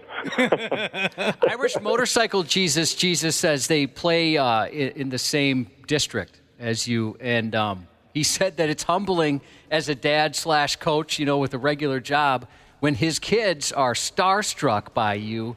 And they ask him, how come you didn't play professional hockey, Dad? They're very disappointed in Dad that he wasn't a pro hockey player. I think we all totally get it. We all totally understand if you do something long enough, once you can walk away, you just get away clean. I mean, for instance, OG's Jesus just texted in to say, after teaching sex ed for all those years, Brad is... Oh, geez, here we go. Brad's burnt out, man. Yeah, he's retired from sex. Nick tried to do that. that one quad of online that burned me out. You teach sex ed for all those years. Brad wants nothing to do with it at this point. That's right. He doesn't want to watch it anymore. He doesn't want to think about it. No, he won't watch it on television or anything. Nope, not a minute. How old are you now, Zach? 40. Turned 40 this summer. God, you guys called me on this. Remember? We had to. I was on when I turned 40. It's a special birthday call. Yeah. I don't know how I forgot that, but I did. Friggin' 40. How many push-ups can you do? In a row? Yeah, in a row without stopping. Oh man, I want to say 30, 35 maybe. Okay. Wow. Yeah. Is that a good number? Do we like that? That's a great number. Yeah, that's great. That's a great number. It is. We had a conversation earlier. We read some numbers from the Mayo Clinic. And I was saying earlier, it was the first time that I've felt like I'm doing okay. You know how doctors have these ridiculous numbers for what makes you obese and how many beers you can have a week before you're an alcoholic and how your diet is going to kill you dead by the end of the week. Some of the numbers that doctors throw our way, it's so ridiculous and unattainable. But we read this information from the Mayo Clinic. Okay, so you're 40. It talks about how many push-ups you should be able to do at different stages in your life that mean that say you're still in, quote, good shape. Now, you said you could pump out 30 to 35. It says here, I'll go with this. If you're 45 years old, a man only needs to do 16 push-ups without stopping to be considered in good shape. Okay. And we all thought, wow, that's really, and all of us think that we can attain, except for Ashley, she's terrible at push-ups. We can all attain. Randy Shaver, how old a guy are you now? I'll be 66 next month. Okay, that's perfect. Right here at 65 years old, if a man can still do 10 push-ups. Oh, gosh, I can triple that. Right. Isn't that nice to hear? Isn't that nice to hear? It's a day picker-upper for sure. Just all you got to do is pump out 10, and according to Mayo Clinic, you're still in good shape. I feel like that's pretty low. Yeah. It seems that way. Yeah, don't complain about it, Zach. We finally found something that we can attain here. If that's the standard, that's great. Yeah. It seems a little low. It does. It all sounds low. You retired at the right time, Zach. Yeah. Yep. You're still in great shape. What was funny was our listening audience turned on us. They turned on us. We all were being very truthful. I can, at 53 years old, I can pump out between 20 and 25 without stopping. No one believed me. Josh, who doesn't drink, doesn't smoke, lives with a health nut. All they eat is brown rice and eat raw vegetables all day long. No, Josh said he can do what, 40? Between 40 and 45. No one believed Josh, and he's the straightest laced sumbit. No one believed any of us that we can attain these numbers. It was hurtful. I don't know why we'd lie about it. Yeah, it'd be a really weird. No thing reason to. Why would we lie? So we're all doing well. We're all doing well. We're all great athletes, great shape. Yeah. Some of us are just more sportsman-like than others. Yeah. Some of us have a much more impressive career in professional athletics than the rest of us. That's You talking about that hockey dad who went to St. Olaf? That's the one. Yeah, that's the guy. Yep. He's got some opinions. Zach, we know you got to get going again. You got the kids out on the ice, but I'll tell you what, it's always a pleasure talking to you, and keep her going, son. Sounds good. Thank you guys for having me on. You bet. Thanks, Zach. All right. See you guys. Belated happy birthday. I forgot he had a birthday in the summer. That's all right. I feel like a bad person. Hey, for all you hockey fans right now on the Luther Bloomington Kia text line, text STARS to 651-989-9393 for a chance to win tickets to the Pigs and the Stars. Hell, it's this Saturday at the X. That stinking prize is provided by the Minnesota Wild. Good luck. 651-989-9393. The text word is STARS. Tomorrow morning, we're expecting a visit, or at least a telephone conversation with a cat by the name of Sean Skinner, someone who put together a North Stars documentary on the history of the North Stars. It's airing tomorrow night on Channel 9 after the Golden Gopher hockey game, a documentary that Sean was nice enough to invite me to be part of. Tomorrow we're going to talk about all that. We're going to talk all about that documentary with Sean. I'm really looking forward to it airing tomorrow night. I love, as everyone knows, I love talking about the old North Stars teams and the story of that club. So we're going to get into it tomorrow, and the show starts tomorrow night. Channel 9, they posted a bunch of segments from it yesterday, and we pulled a clip here of the biggest star of the whole series. It was so simple, Met Center. It wasn't fancy. The word that comes to mind is lawless. It was lawless. Nobody checked for an ID at the damn concession stand. Beer drinking, hell raising. My brother once put a full bottle of Jack Daniels down the leg of his pants. Here's my brother, who's not 21 years old. He's swinging the bottle of Jack Daniels above his head during the national anthem. The 83-year-old security guard walks up to him and simply says, "You need to put that down." Never asked him for ID, never asked him for anything. It's going to be an emotional thing tomorrow night for North Star fans to watch this documentary. Yeah, it looks really cool. I really enjoyed watching the clips yesterday. Yeah, they posted like 4 extended videos. I watched them all as well, and it was interesting. And Mike Modano and Jim Rich and Jim Johnson and Tom Reed and Lou Nanny and who am I missing? All kinds of folks are involved in this. And again, I thank Sean. And we can pass on all this stuff to Sean tomorrow when he's on the program. So that's tomorrow night. Timberwolves started terribly in Portland, Oregon last night against the Trailblazers. Timberwolves. And despite me cursing them out at halftime before I got into bed, they never pulled their heads out of their asses, and they lost by 14. Yep. Not a good way to start the tournament. That's right. Last night was game one of that wacky tournament. Well, and that's why you saw those starters staying in. Well, you maybe didn't because you went to bed. Yeah, I went to bed. Chris Finch left his starters in there until the end of the game.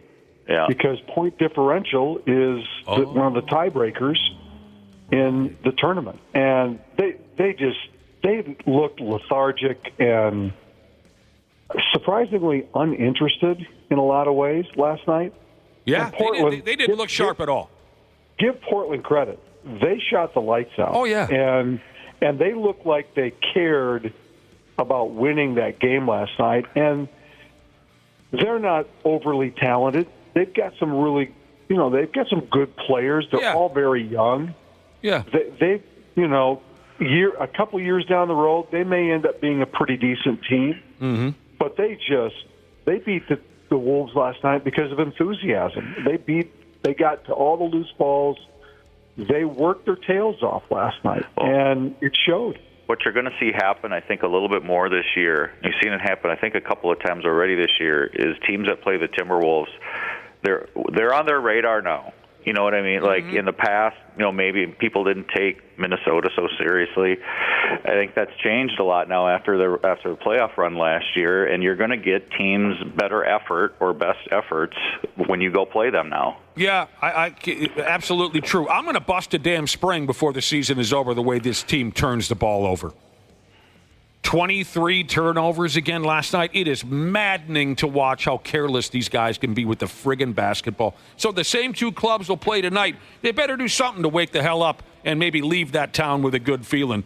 But you're right. Last night was game one of that wacky midseason Emirates Cup or whatever. I'm not sure what last night's loss does for the Wolves' chances. It doesn't. It sure doesn't help it. It cripples them. I can't say that I'm too worried about it at all. The next game in their pool or whatever is Friday night at Sacramento, so that's not going to be any easier either. I couldn't care less if they win that thing. I mean, I can't admit. I will admit that last year I thought it was kind of fun. I mean, I think the players care about it, though. Yeah, players care about it because they get paid for it. That's right. You listen to the conversation that they, the way they describe this thing now, is that they really didn't care that. I mean, they cared about playing in November, but it's November. It's it's a long season, but this makes it a little bit different because now you're playing for, money, and there's a little bit of prestige with this thing now. It was successful last year in getting players excited to play the game this early in the year. And so, I mean, the Wolves, they've got to be disappointed with the way they played last night. This does not help them at all in getting there. So, Golden Gopher basketball has a home game tonight against North Texas University, 7 o'clock on Big Ten Plus, whatever that is. They're all injured and beat up. Golden Gopher basketball. I am looking forward to the Big Ten season. Twins. How did they get all beat up? The season just started. I don't know. Practice, beer parties. I don't know what they do with the U of M. Crazy. Twins team president and CEO Dave St. Peter is going to go ahead and step down after a 22-year run, Ski. You know what? I was thinking about this morning, and Brad can speak to this too. I cannot think of a professional team front office person in this town that has done as much for their club and the community, and more importantly, for that team's alumni than anybody other than Dave St. Peter. Dave St. Peter, he's a wonderful guy.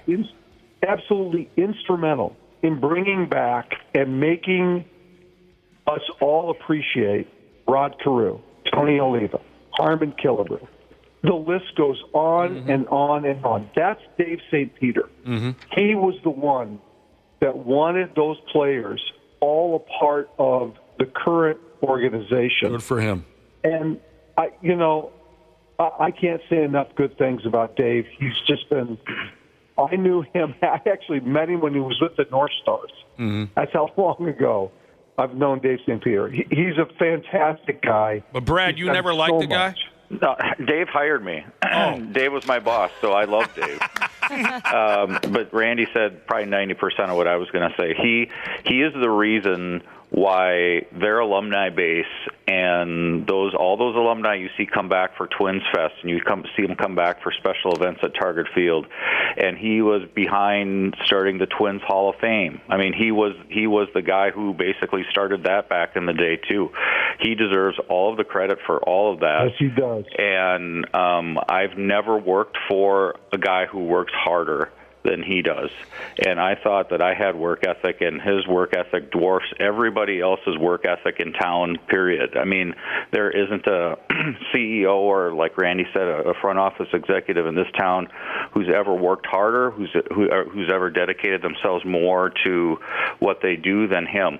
And this isn't, you're going to make fun of me because this is going to sound like a humble brag, but whenever I reach out to him, whenever I text him or email him, he gets back to me within 10 minutes.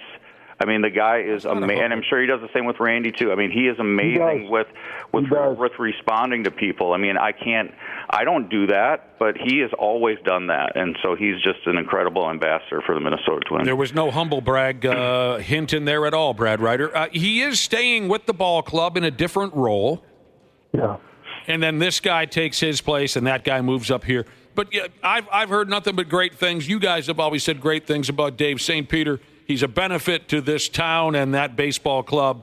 And you could kind of see this. I could see this coming actually last couple of years when I've talked to him. He kind of hinted a little bit that he may, be kind of ready to step aside. But then when they announced that the Pohlads were going to sell the team, I knew this was probably coming. Yep.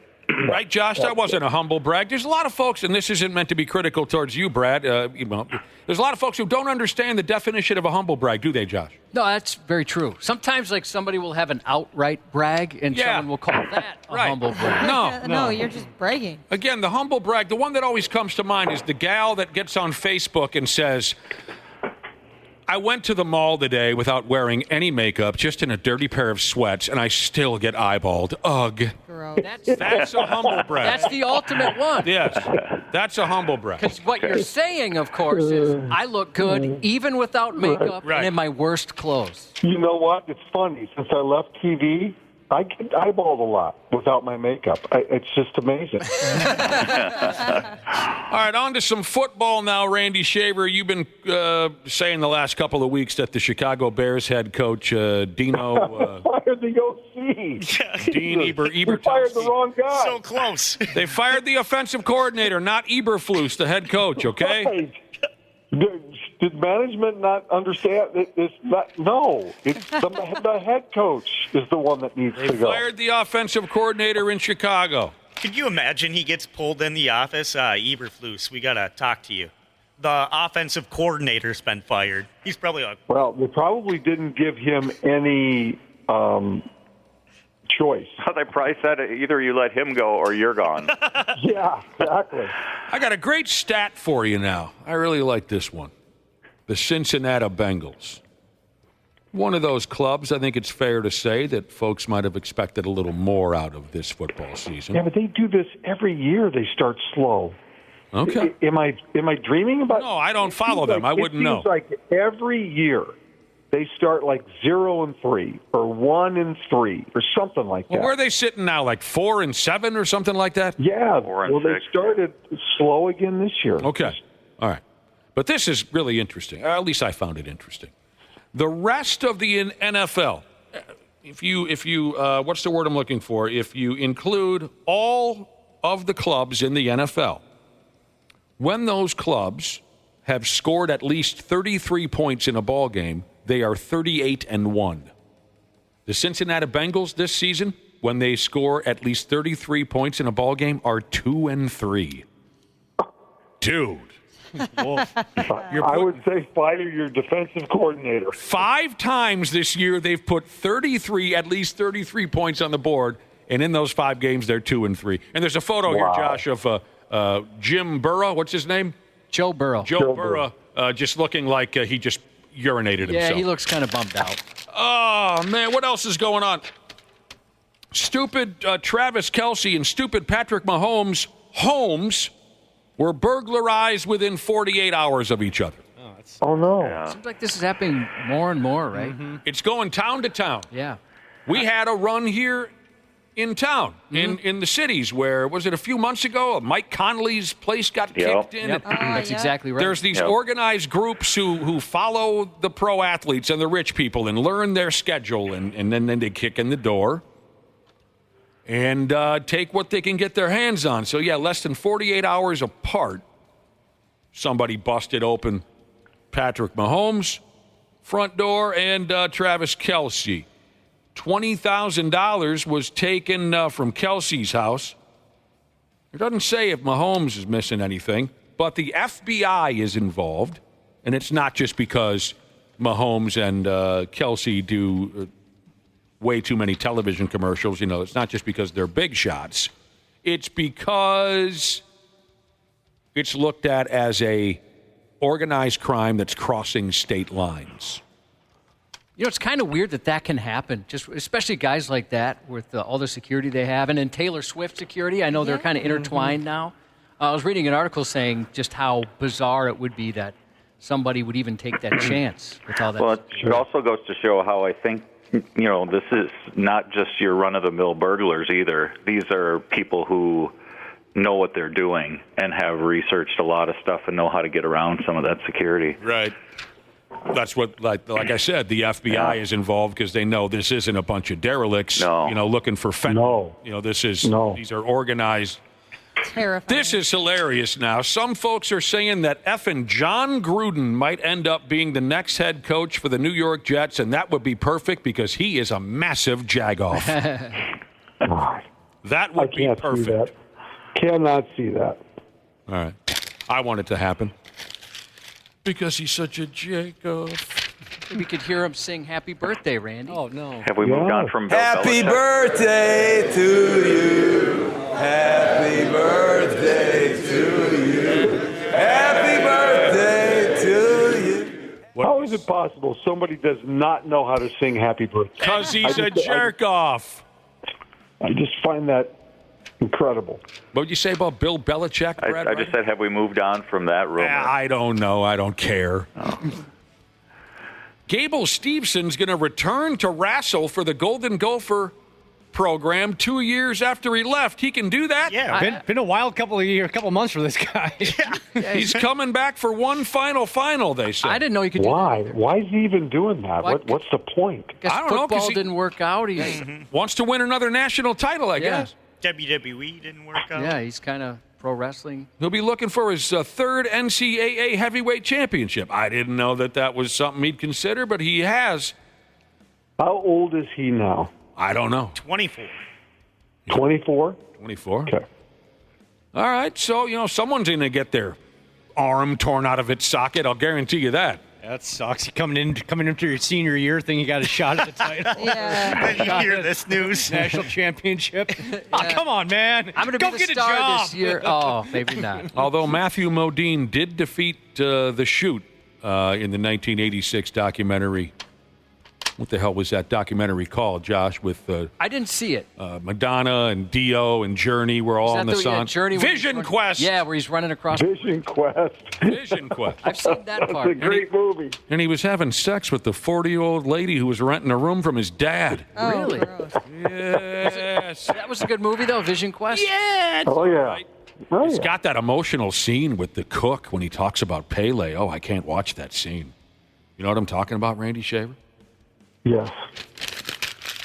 Loudon Swain, that was the character's name, played by Matthew Modine. He's a high school kid. He's a wrestler.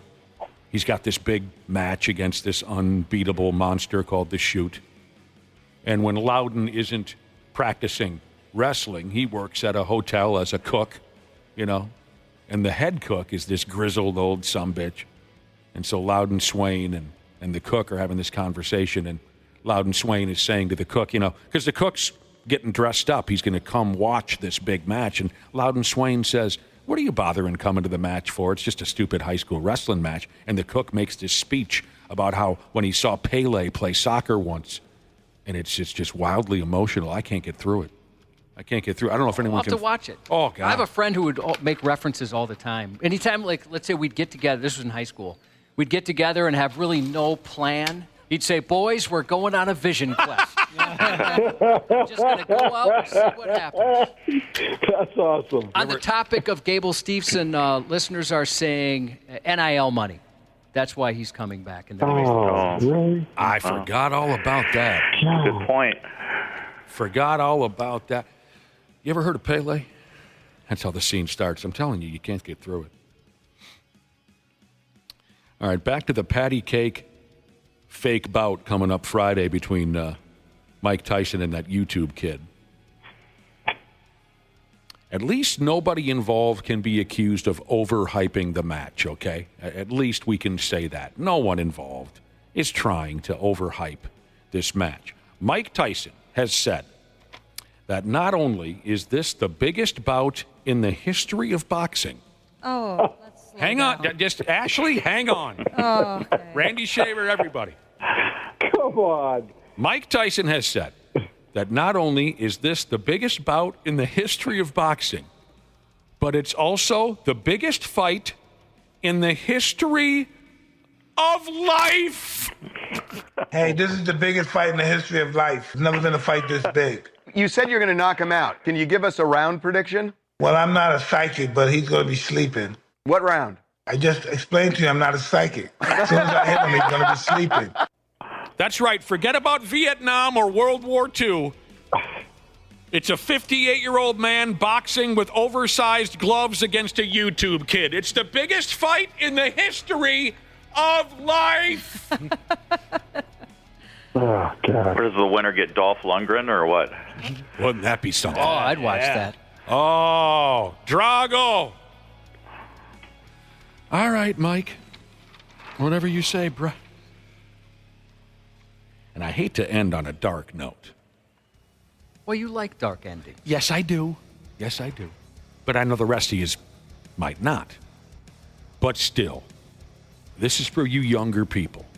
If you've never watched, and there's multiple documentaries out there, if you've never seen the story of Ray Boom Boom Mancini and Duck Koo Kim from 1982, it's one of the most incredible, dark, horrible, but yet fascinating stories in the history of sports. It was on this date in 1982 where Ray Boom Boom Mancini fatally knocked out Duck Koo Kim. Kim was knocked unconscious, rushed to the hospital. He died 4 days later. There are so many fascinating twists and turns to this story that I encourage folks to learn about it. Unbelievable that it's been this many years. But am I right, older guys, Randy Shaver and Brad Ryder? Is this not an incredible story? Yeah. Yeah, I guess I have to be honest. I don't remember all of the details, and I have not watched any of the you haven't? Stories about it. No, I have not. No. I encourage the balls off of it. I certainly remember when it happened, but it was one of the most hellacious boxing matches that ever happened. And I know you're going to say, who are you, Mike Tyson? I'm telling you, watch these documentaries. You will not believe the beating these guys delivered upon each other. They were lightweights. You know how quick those bastards can be. And also how long they took those beatings. Oh, my God. It was 14 rounds. Yeah. Oh, my gosh. Out in the sun in Las Vegas. Duck Koo Kim never made it home. And I'm telling you, I know it's dark, I know it's sad, but it is fascinating.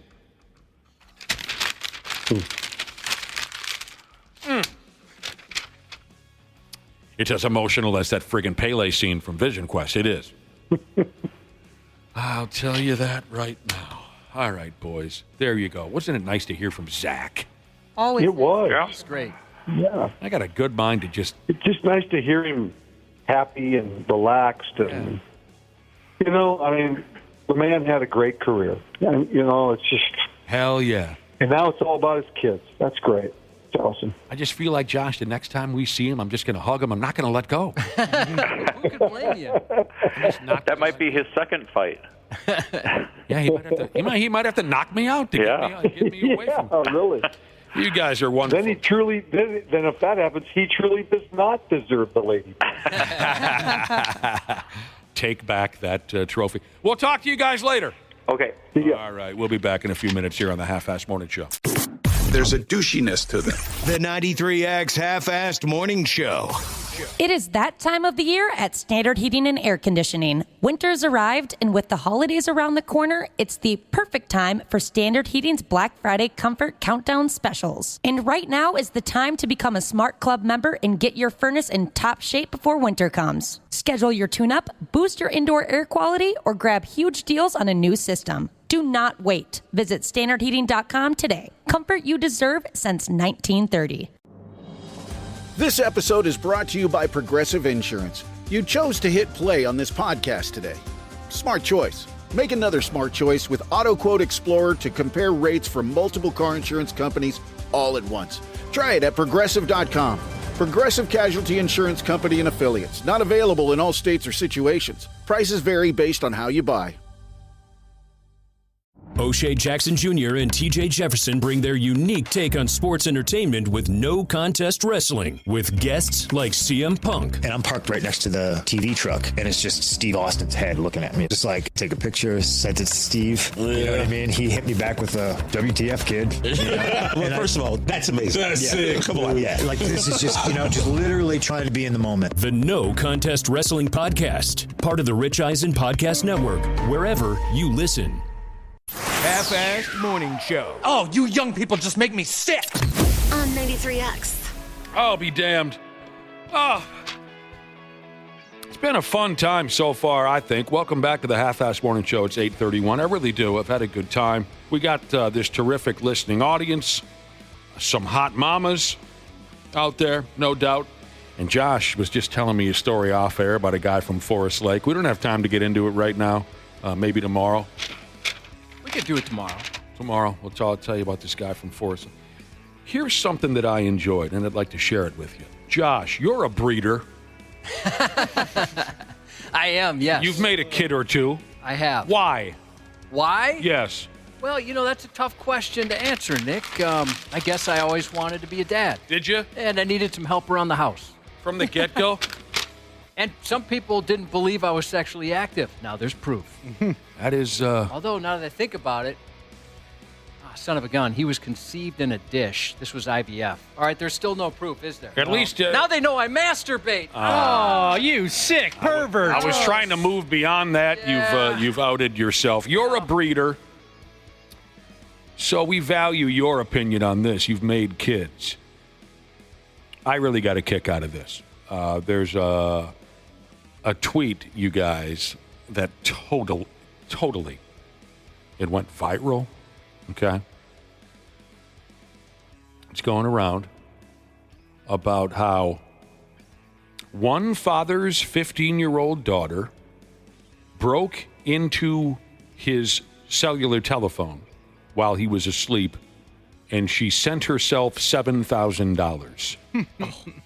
The father called police and filed a report. So the question is, would you call the police on your 15-year-old kid for doing something like that? I'll go first. You damn right I would. You damn right I would. I think if I were the victim of that crime, I would not. If they did that to someone else, perhaps. I've always thought, so my wife, no matter the situation, she'd help you bury a body. She'd help the kids do that. Yeah. I make sure the kids know there is no limit when it comes to a mother's love. But dads have limits, and sometimes it might even be lower than you think. Yeah. I'm concerned about what you said, Josh. Which part? The part about what you would do if you were the dad in that situation. Again, dad wakes up one morning and learns that his daughter, while he was sleeping, stole $7,000 out of his bank account. You said if you were the victim, if it was your child, pardon me, the way you said it was, if you were the victim and $7,000 was taken from you, by your child, you wouldn't call the cops. If it was a stranger, perhaps, only perhaps. No, if they did that to a stranger, yeah. I would. Oh, you would? What I said, yes. Oh, I misunderstood. Yeah, if let's say they stole $7,000 from a stranger, I would make that right somehow. Maybe not get the cops involved, but I would make it right. Oh man, I think you gotta call the cops and scare the piss out of that kid. Well, keep in mind, let's say you call the cops on a 15-year-old, who's on the hook? Exactly. Who's on the hook? Mom and dad. Financially? However it works out. Yeah, I don't know. You're on the hook.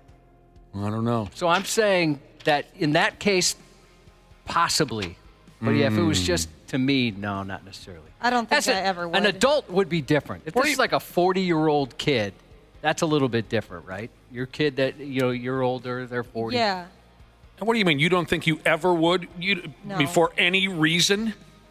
Come on. I guess I could. Your kid kills somebody? Your kid attacks somebody? I could speculate, but just from like my experience and seeing what my mom would do for like any of her children, I imagine if I'm that way, I wouldn't. Your kid kills somebody. You would cover it up? Come on. Of course you wouldn't. A mother's love, like Josh is not joking. A mother's love is, I think, just unbreakable. Oh, let's not be ridiculous. Your kid has killed somebody. How many people? Did they deserve it? Yeah. my wife would cover it up. But also, I'm assuming this is a first-time offense.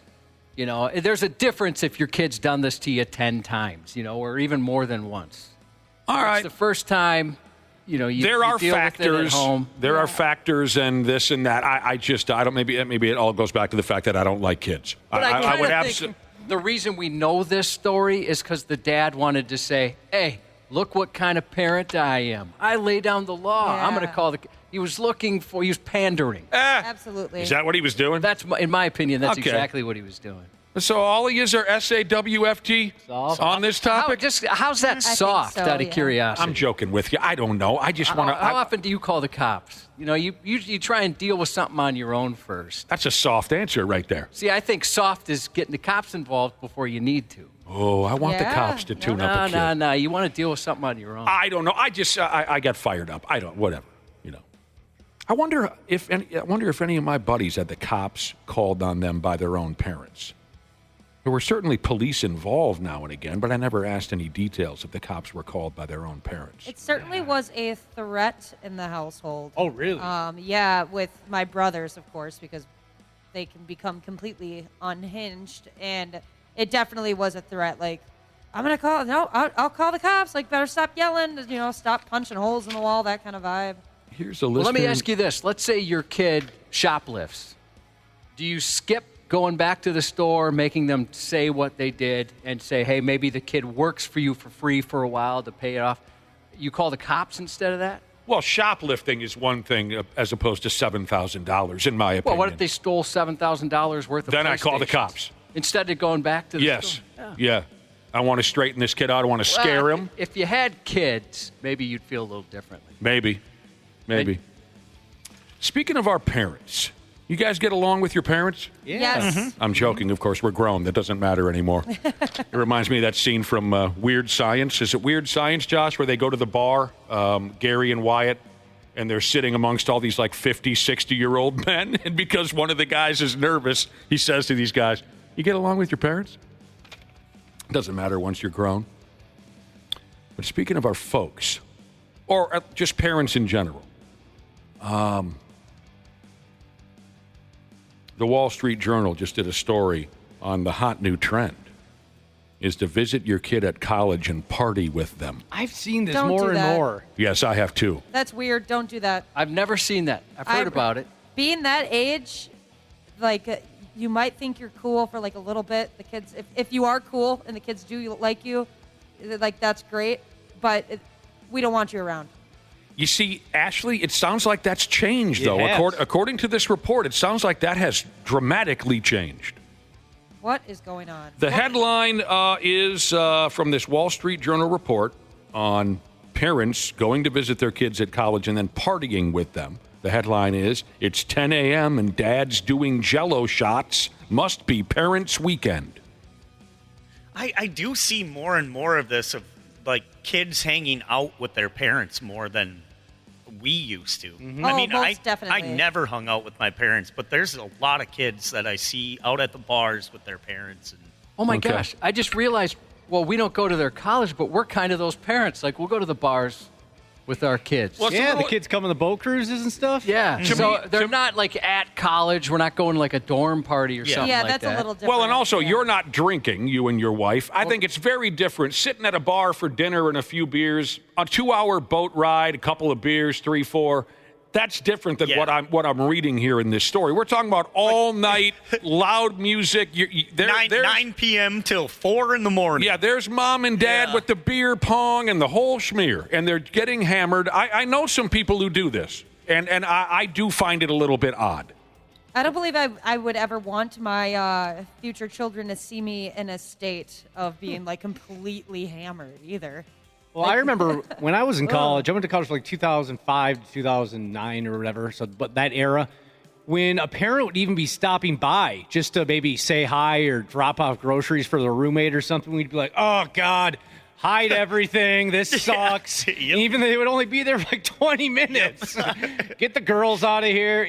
Stop smoking weed for a little bit. For breezing down everything. Ashley, it sounds like you were saying earlier, you were alluding to the fact that, the kids might be friendly to mom and dad, but after they turn their back, they're thinking, oh, my God, get out of here. It sounds like that really has changed. So in this article, they talked to a 53-year-old lady from Kansas. She has multiple kids who says she's done 9 parents' weekends at 3 different schools. They play the beer pong and the flip cup.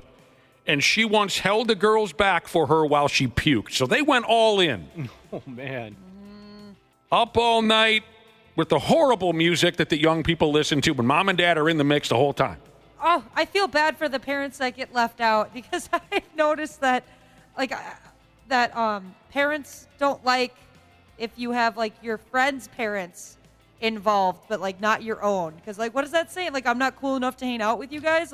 Casey's parents get to hang out with you, but I don't? Casey's parents are pretty cool. Yeah, Casey's parents are. This 53-year-old lady from Kansas says her kids are cool with it, and they seem to enjoy partying with her. They like seeing that side of her because it's a, quote, different aspect of the parental relationship. Her 22-year-old daughter agreed. She said it's fun hanging out with her mom and dad as adults because she gets to see them not as just parents. And again, big difference in my mind of hanging out for a few hours and having a couple of beers and meeting your college-age kids' friends as opposed to you're in this trash college house all night long with your children with spilt beer and garbage everywhere. That I find that to be really odd. Better attitude, less breathy. Brad Jesus said, our daughter's going to Madison next year. I can't wait to be a DILF partying with college chicks again. Let me have this. Don't take this from me. DILF. He's going to be a DILF NATO. That's also a dangerous situation because, unless you absolutely know that everybody around is above 21, can't you get in trouble? Yeah, you can get pinched real quick for something like that these days. I just remember when we were at St. Cloud State, it wasn't anybody's parent, but it was my buddy's neighbor. What? My buddy, who was 19, 20 years old at the time, he had this neighbor guy. He had a couple of them, actually, that we partied with in town, in our hometown. And that felt okay to me. But when older neighbor dude, he was probably 45. Christ, I'm 8 years older than that now. I can't believe it. But this 45-year-old guy, my buddy's neighbor, made the trip to St. Cloud and hardcore binge drink all night, garbage house, dead bodies everywhere, vomiting. This 45-year-old guy was with us through all of it that night, and I just thought it was the weirdest damn thing in the world, and I was far from alone.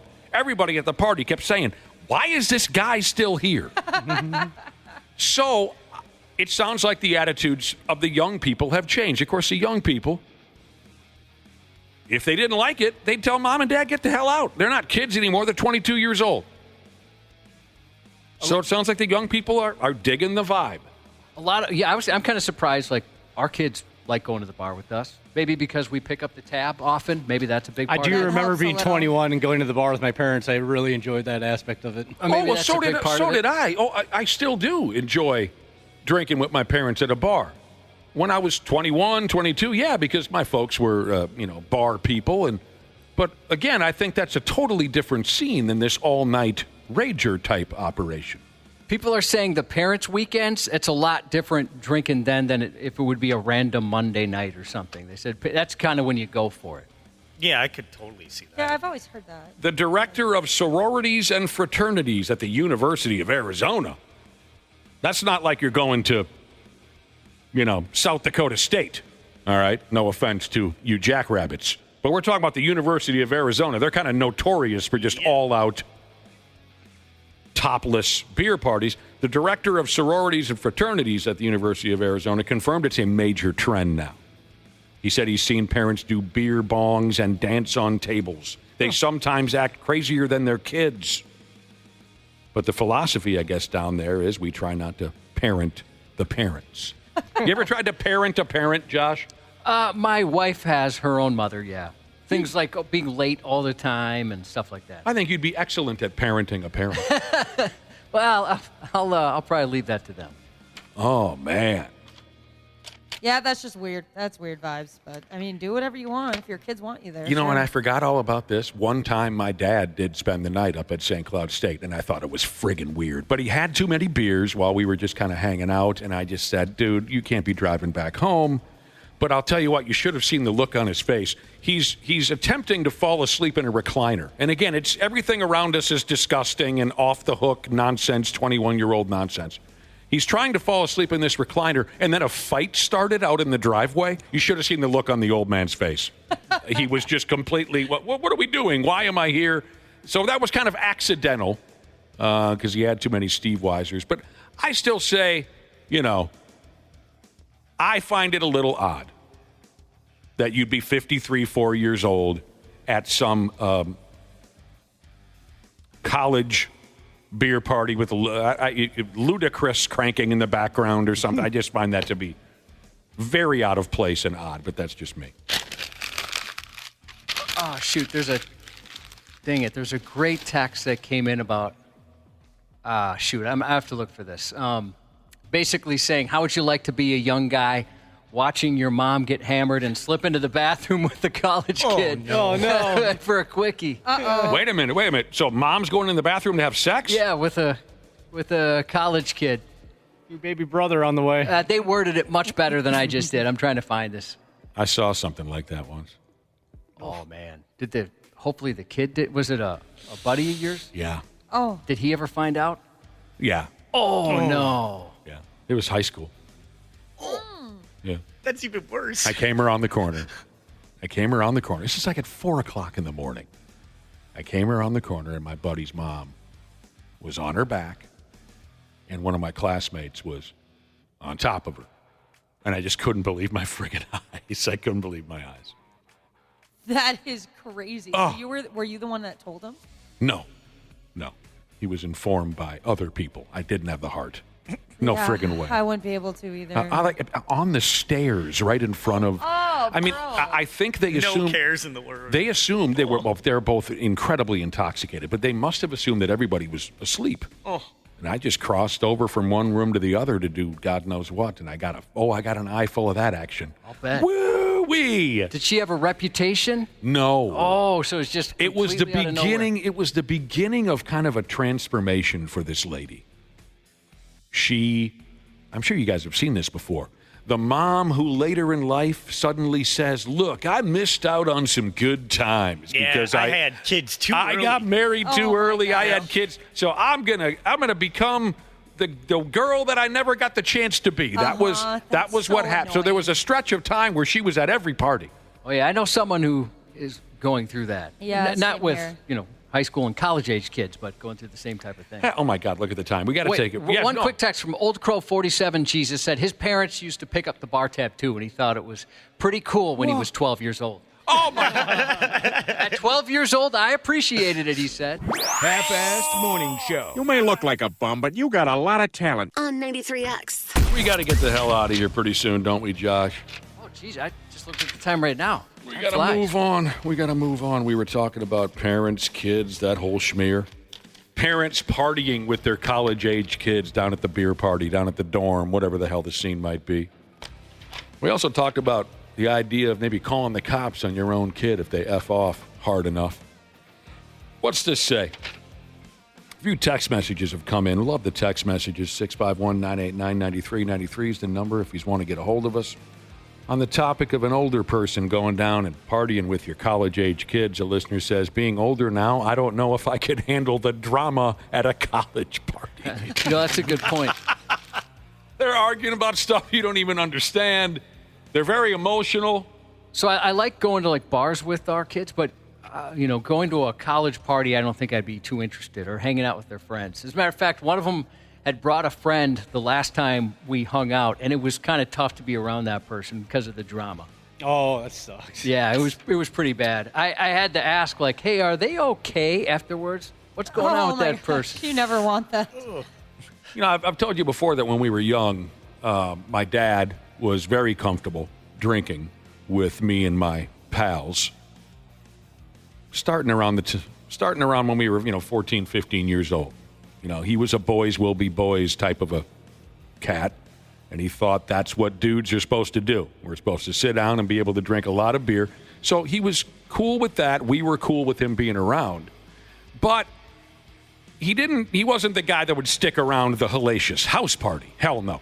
If he could, he'd get the hell out of there. The only time he was ever stuck in the middle of one of our high school house parties is because he just happened to be home trying to get some sleep before his next over-the-road truck driving gig. So, but I do remember this. I do remember once my brother and I had a party going on down in the basement, and my dad came home, kind of tuned up himself.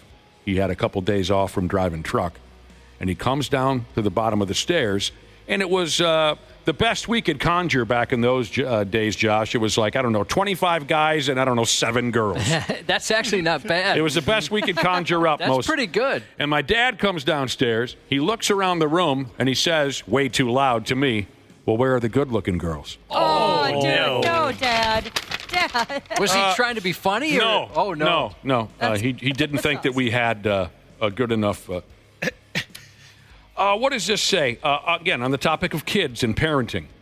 Crazy fish guy Jesus. How about this idea, Josh? He said, have we ever thought about closing the show talking about people using contraceptives like Bob Barker talked about animal population control? I don't know. Have yourself spayed or neutered? What would you say? Calling the cops on your children, according to one listener, is the ultimate betrayal. Ale. It depends on. There's certain things where you should probably call the cops, but there's others. I don't know. Like, I always try and get cops involved in stuff as least as possible. You're on a ride along one night, Josh, and you get a call about some kid doing something shady, and it's your kid. Oh, that would suck. I've heard stories from cops. There's a buddy of mine who he had to respond to his own home because his kids were doing something stupid. That would just be so shameful. I love it. More texts on calling the cops on your own children. Female painter Jesus. My adult son took mushrooms, came home. He trashed the house. He wouldn't calm down. We had to call the police.